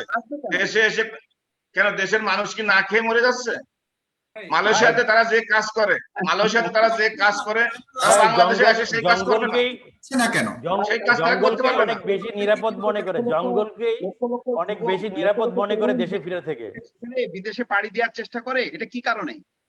ক্ষমা করবেন এটা কি মানে রেজা ভাই, আপনার কাছে কি জানতে চাচ্ছি আমি একটু লাস্ট মন্তব্য। হ্যাঁ দিবু ভাই, যে মানে তারা আসতে চাচ্ছে না, ঠিক আছে বুঝে নিলাম, আপনি বলতে যাচ্ছেন আসতে চাচ্ছে না কেন? তাহলে আসতে চাচ্ছে মানে জঙ্গলে থাকতে যাচ্ছে, কিন্তু দেশে আসতে যাচ্ছে না কেন? কাকে জিজ্ঞাসা করছেন? আমাকে? আমি বলি রেজাবের কাছ থেকে। আমি যদি আলোচনাটা অনেক লম্বা করলে খুব মজা। এখন এটা যে কেন তারা আসতে চাচ্ছে না, আমি তো বললাম যে তারা 10 বছর 12 বছর 15 বছর, কিছু লোক আছে 31 বছর, তারা অবৈধ অবস্থায় আছেন, ঠিক আছে, তারপরেও তারা দেশে আসেন না। এত বছর কেন পরে আসেন না? আপনার কাছ থেকে জানতে যাচ্ছে। না, আমি তো বলি, আমি তো সেটা আই হ্যাভ নো আইডিয়া তারা কেন আসতেছেন না দেশে। জঙ্গলকে বেশি নিরাপদ মনে করেন। আপনি জানবেন না কেন? আপনি তো জানবেন। আচ্ছা আমি বলি, ফিরোজ ভাই আমি বলি, জঙ্গলকে বেশি নিরাপদ বোধ করেন দেশের থেকে, তার জন্যই তারা মালয়েশিয়াতে এত রিস্ক নিয়ে জঙ্গলের মধ্যে থাকার চিন্তা করে।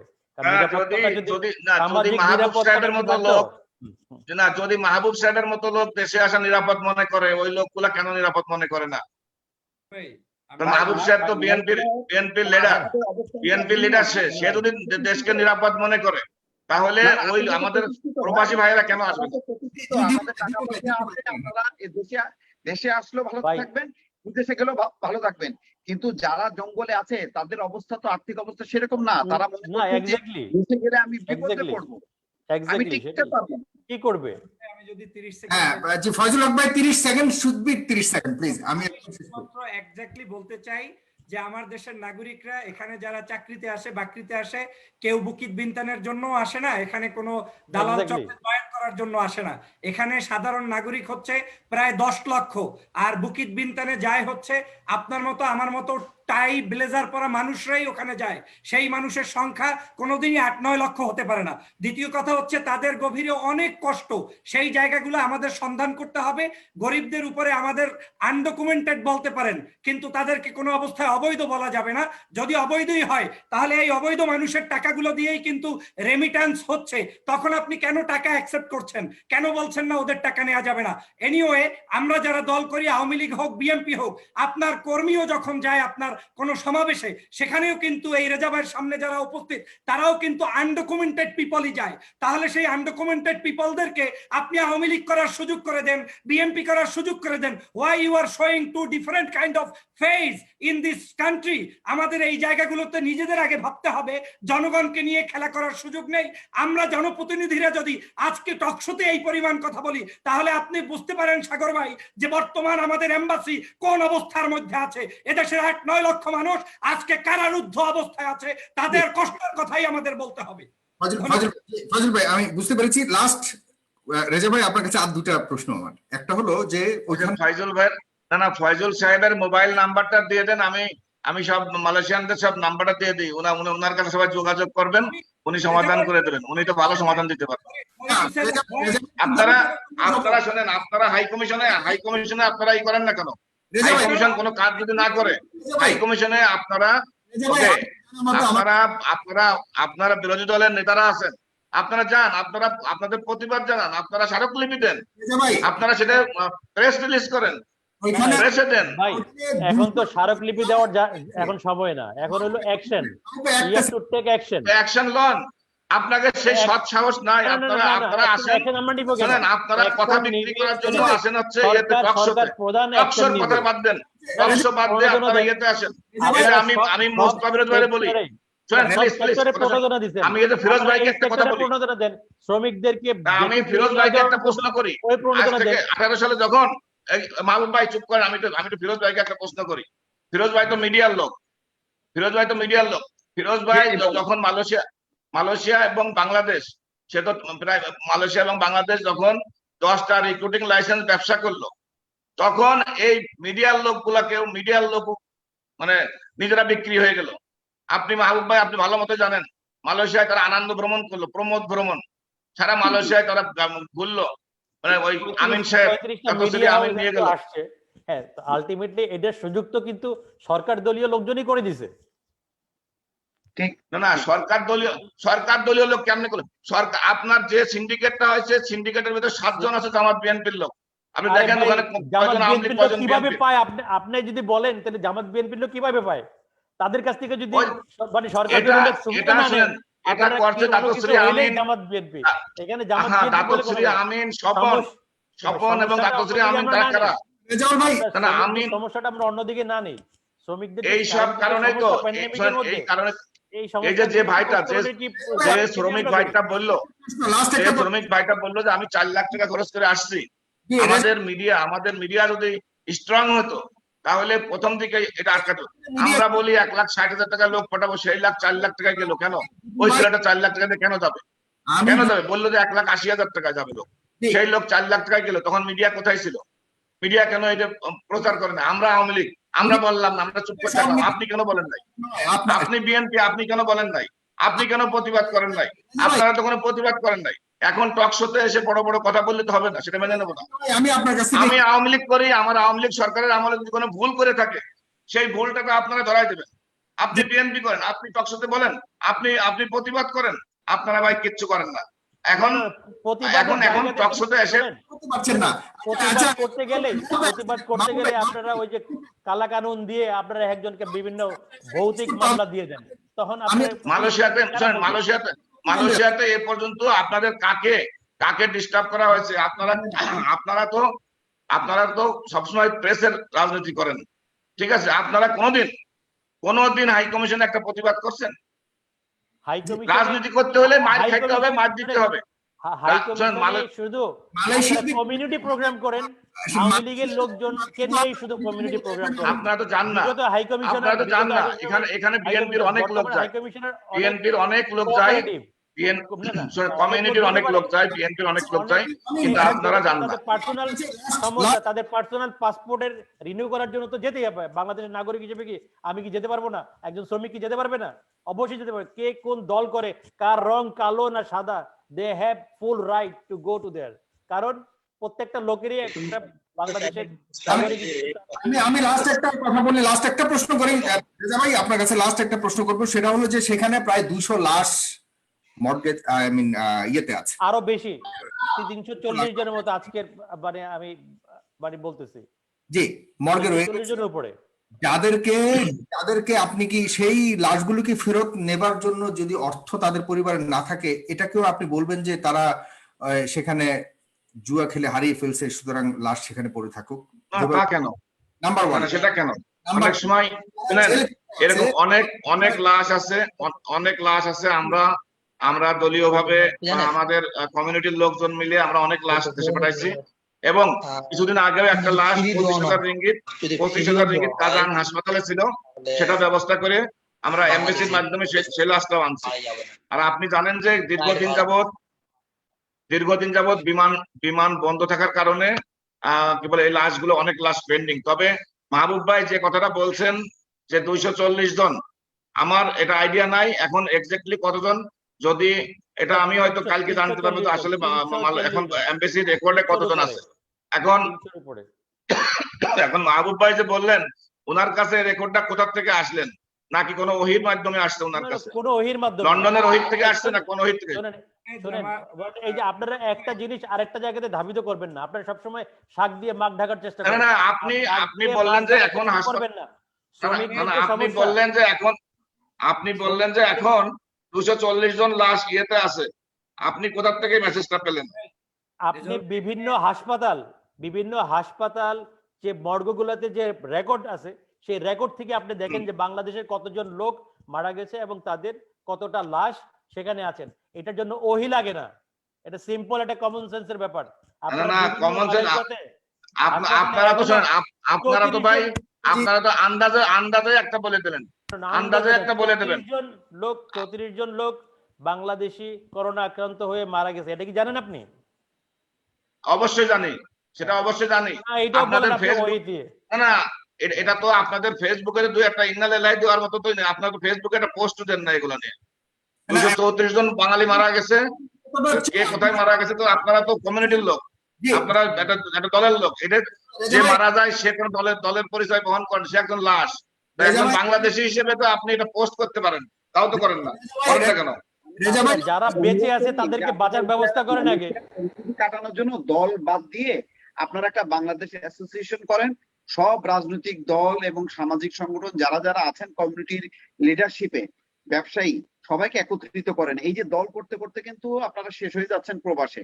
সুতরাং আমি মনে করি যে এখানে একটা বাংলাদেশ অ্যাসোসিয়েশন করেন, সমিতি করেন। বাইরে গেলে দল না, বাইরে গেলে দরকার হচ্ছে আমার বাংলাদেশ, সেই বাংলাদেশ অ্যাসোসিয়েশন করেন, করে বাংলাদেশের যে সমস্ত কর্মীরা জঙ্গলে জঙ্গলে আছে সেখান থেকে উদ্ধার করেন, তাদেরকে সহযোগিতা করেন, কিভাবে তাদেরকে তাদের কাগজপত্রগুলো বৈধতা দেওয়া যায় সেগুলো চেষ্টা করেন। আর যদি না হয় তাহলে তাদেরকে বুঝিয়ে শুনে তাদেরকে দেশে পাঠানোর চেষ্টা করেন। এখানে বসে বিতর্ক করা যাবে আওয়ামী লীগ বিএনপি, সেটা এটা লোক দেশে আছে, যদি বিতর্ক করতে চান। না ভাই, ফিরোজ ভাই ধন্যবাদ আপনার কথাই, কিন্তু আমার মাহবুব ভাইরা এই দায়িত্বে আসবেন না, মাহবুব ভাইরা এই কাজে আসবেন না, সমালোচনার জন্য আসবেন।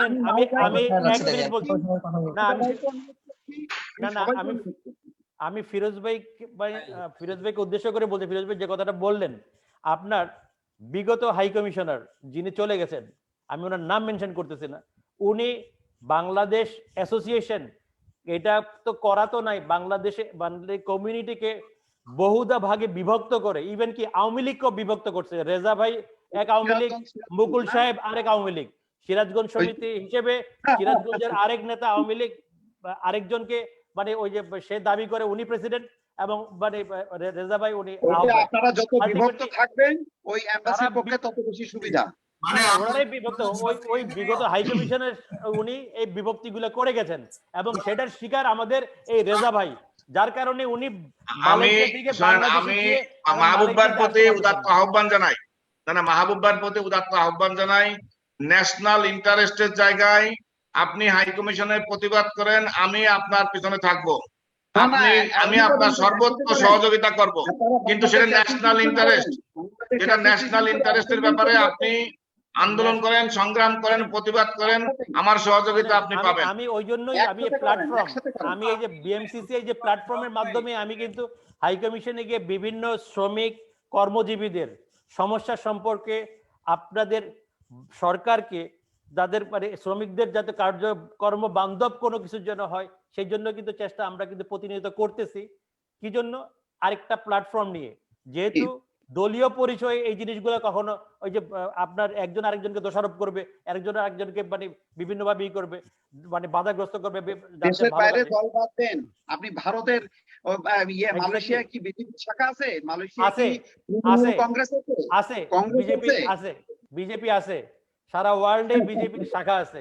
আপনি আমার কাছে ওরা ওভার যে বিজেপি হিসেবে তারা কার্য পরিচালনা করে, বাট তারা কার্য পরিচালনা করে এইভাবে যে তাদের কমিউনিটিকে সহযোগিতা করে বিভিন্ন ভাবে। কারো যদি কোনো প্রবলেম থাকে, সেই প্রবলেম গুলাকে তারা মানে সর্বোচ্চ পর্যায়ে গুরুত্ব দিয়ে তারা রেজাউল ভাই এরা একসাথে মিলে আপনারা একটা বাংলাদেশ অ্যাসোসিয়েশন করেন, যদি প্রতিবাদ বিক্ষোভ করতে হয় একসঙ্গে করেন, যদি পরামর্শ লং পরিকল্পনার ব্যাপার। এখন ধন্যবাদ ফিরোজ ভাই, আমি একটা কথা বলি, আমাদের ভাই এক মিনিট একটা কথা বলবো, শুধু একটা কথা বলবো। আচ্ছা, সারা পৃথিবীতে একটা জাতি, আর বাংলাদেশে আছে দুই জাতি, দুইটা মতবাদ তারা, একটা বাংলাদেশি জাতীয়বাদ, একটা বাঙালি জাতীয়তাবাদ। এই দুইটা এক হবে না, জাতীয়তাবাদ বাংলাদেশি জাতীয়তাবাদ আর বাঙালি জাতীয়তাবাদ। কিন্তু ইন্ডিয়া বলেন, ইন্ডিয়া ওদের ন্যাশনাল ইন্টারেস্টে সবাই এক হয়, কিন্তু বাংলাদেশের এই কি বলে বাঙালি জাতীয়তাবাদ আর বাংলাদেশি জাতীয়তাবাদ ন্যাশনাল ইন্টারেস্টের জায়গাতেও তারা ডিফারেন্ট থাকে। কারণ একটা সরকারের ভালোকে ভালো বলা, খারাপকে খারাপ বলা, এটা এরা ভালো কেউ খারাপ বলবে, খারাপ কেউ খারাপ বলবে, এটা চরিত্র আমাদের। বাঙালি জাতীয়তাবাদ নয়, বাঙালি জাতীয়তাবাদ নয়, জাতীয়তাবাদ বাংলাদেশি। তাইলে ওইটা আপনারা চেঞ্জ করে না, এটা কি পাসপোর্টে চেঞ্জ করে প্রথম হচ্ছে বাঙালি। আপনি আওয়ামী লীগের এই জানেন, এটা শেষ করা উচিত অনুষ্ঠানটা, এটা আরেক আলোচনা, এটা বড় আলোচনা, এটা ভাই আরেকদিন আলোচনা করব এটা নিয়ে, বাঙালি বাংলাদেশি আরেকদিন আলোচনা করব। আপনার বাংলাদেশি জাতীয়তাবাদ আছে ক্যান্টনমেন্ট থেকে, ঠিক আছে, আনা ভোট দিয়ে ওটার পরিত্যাগ করেন আপনারা।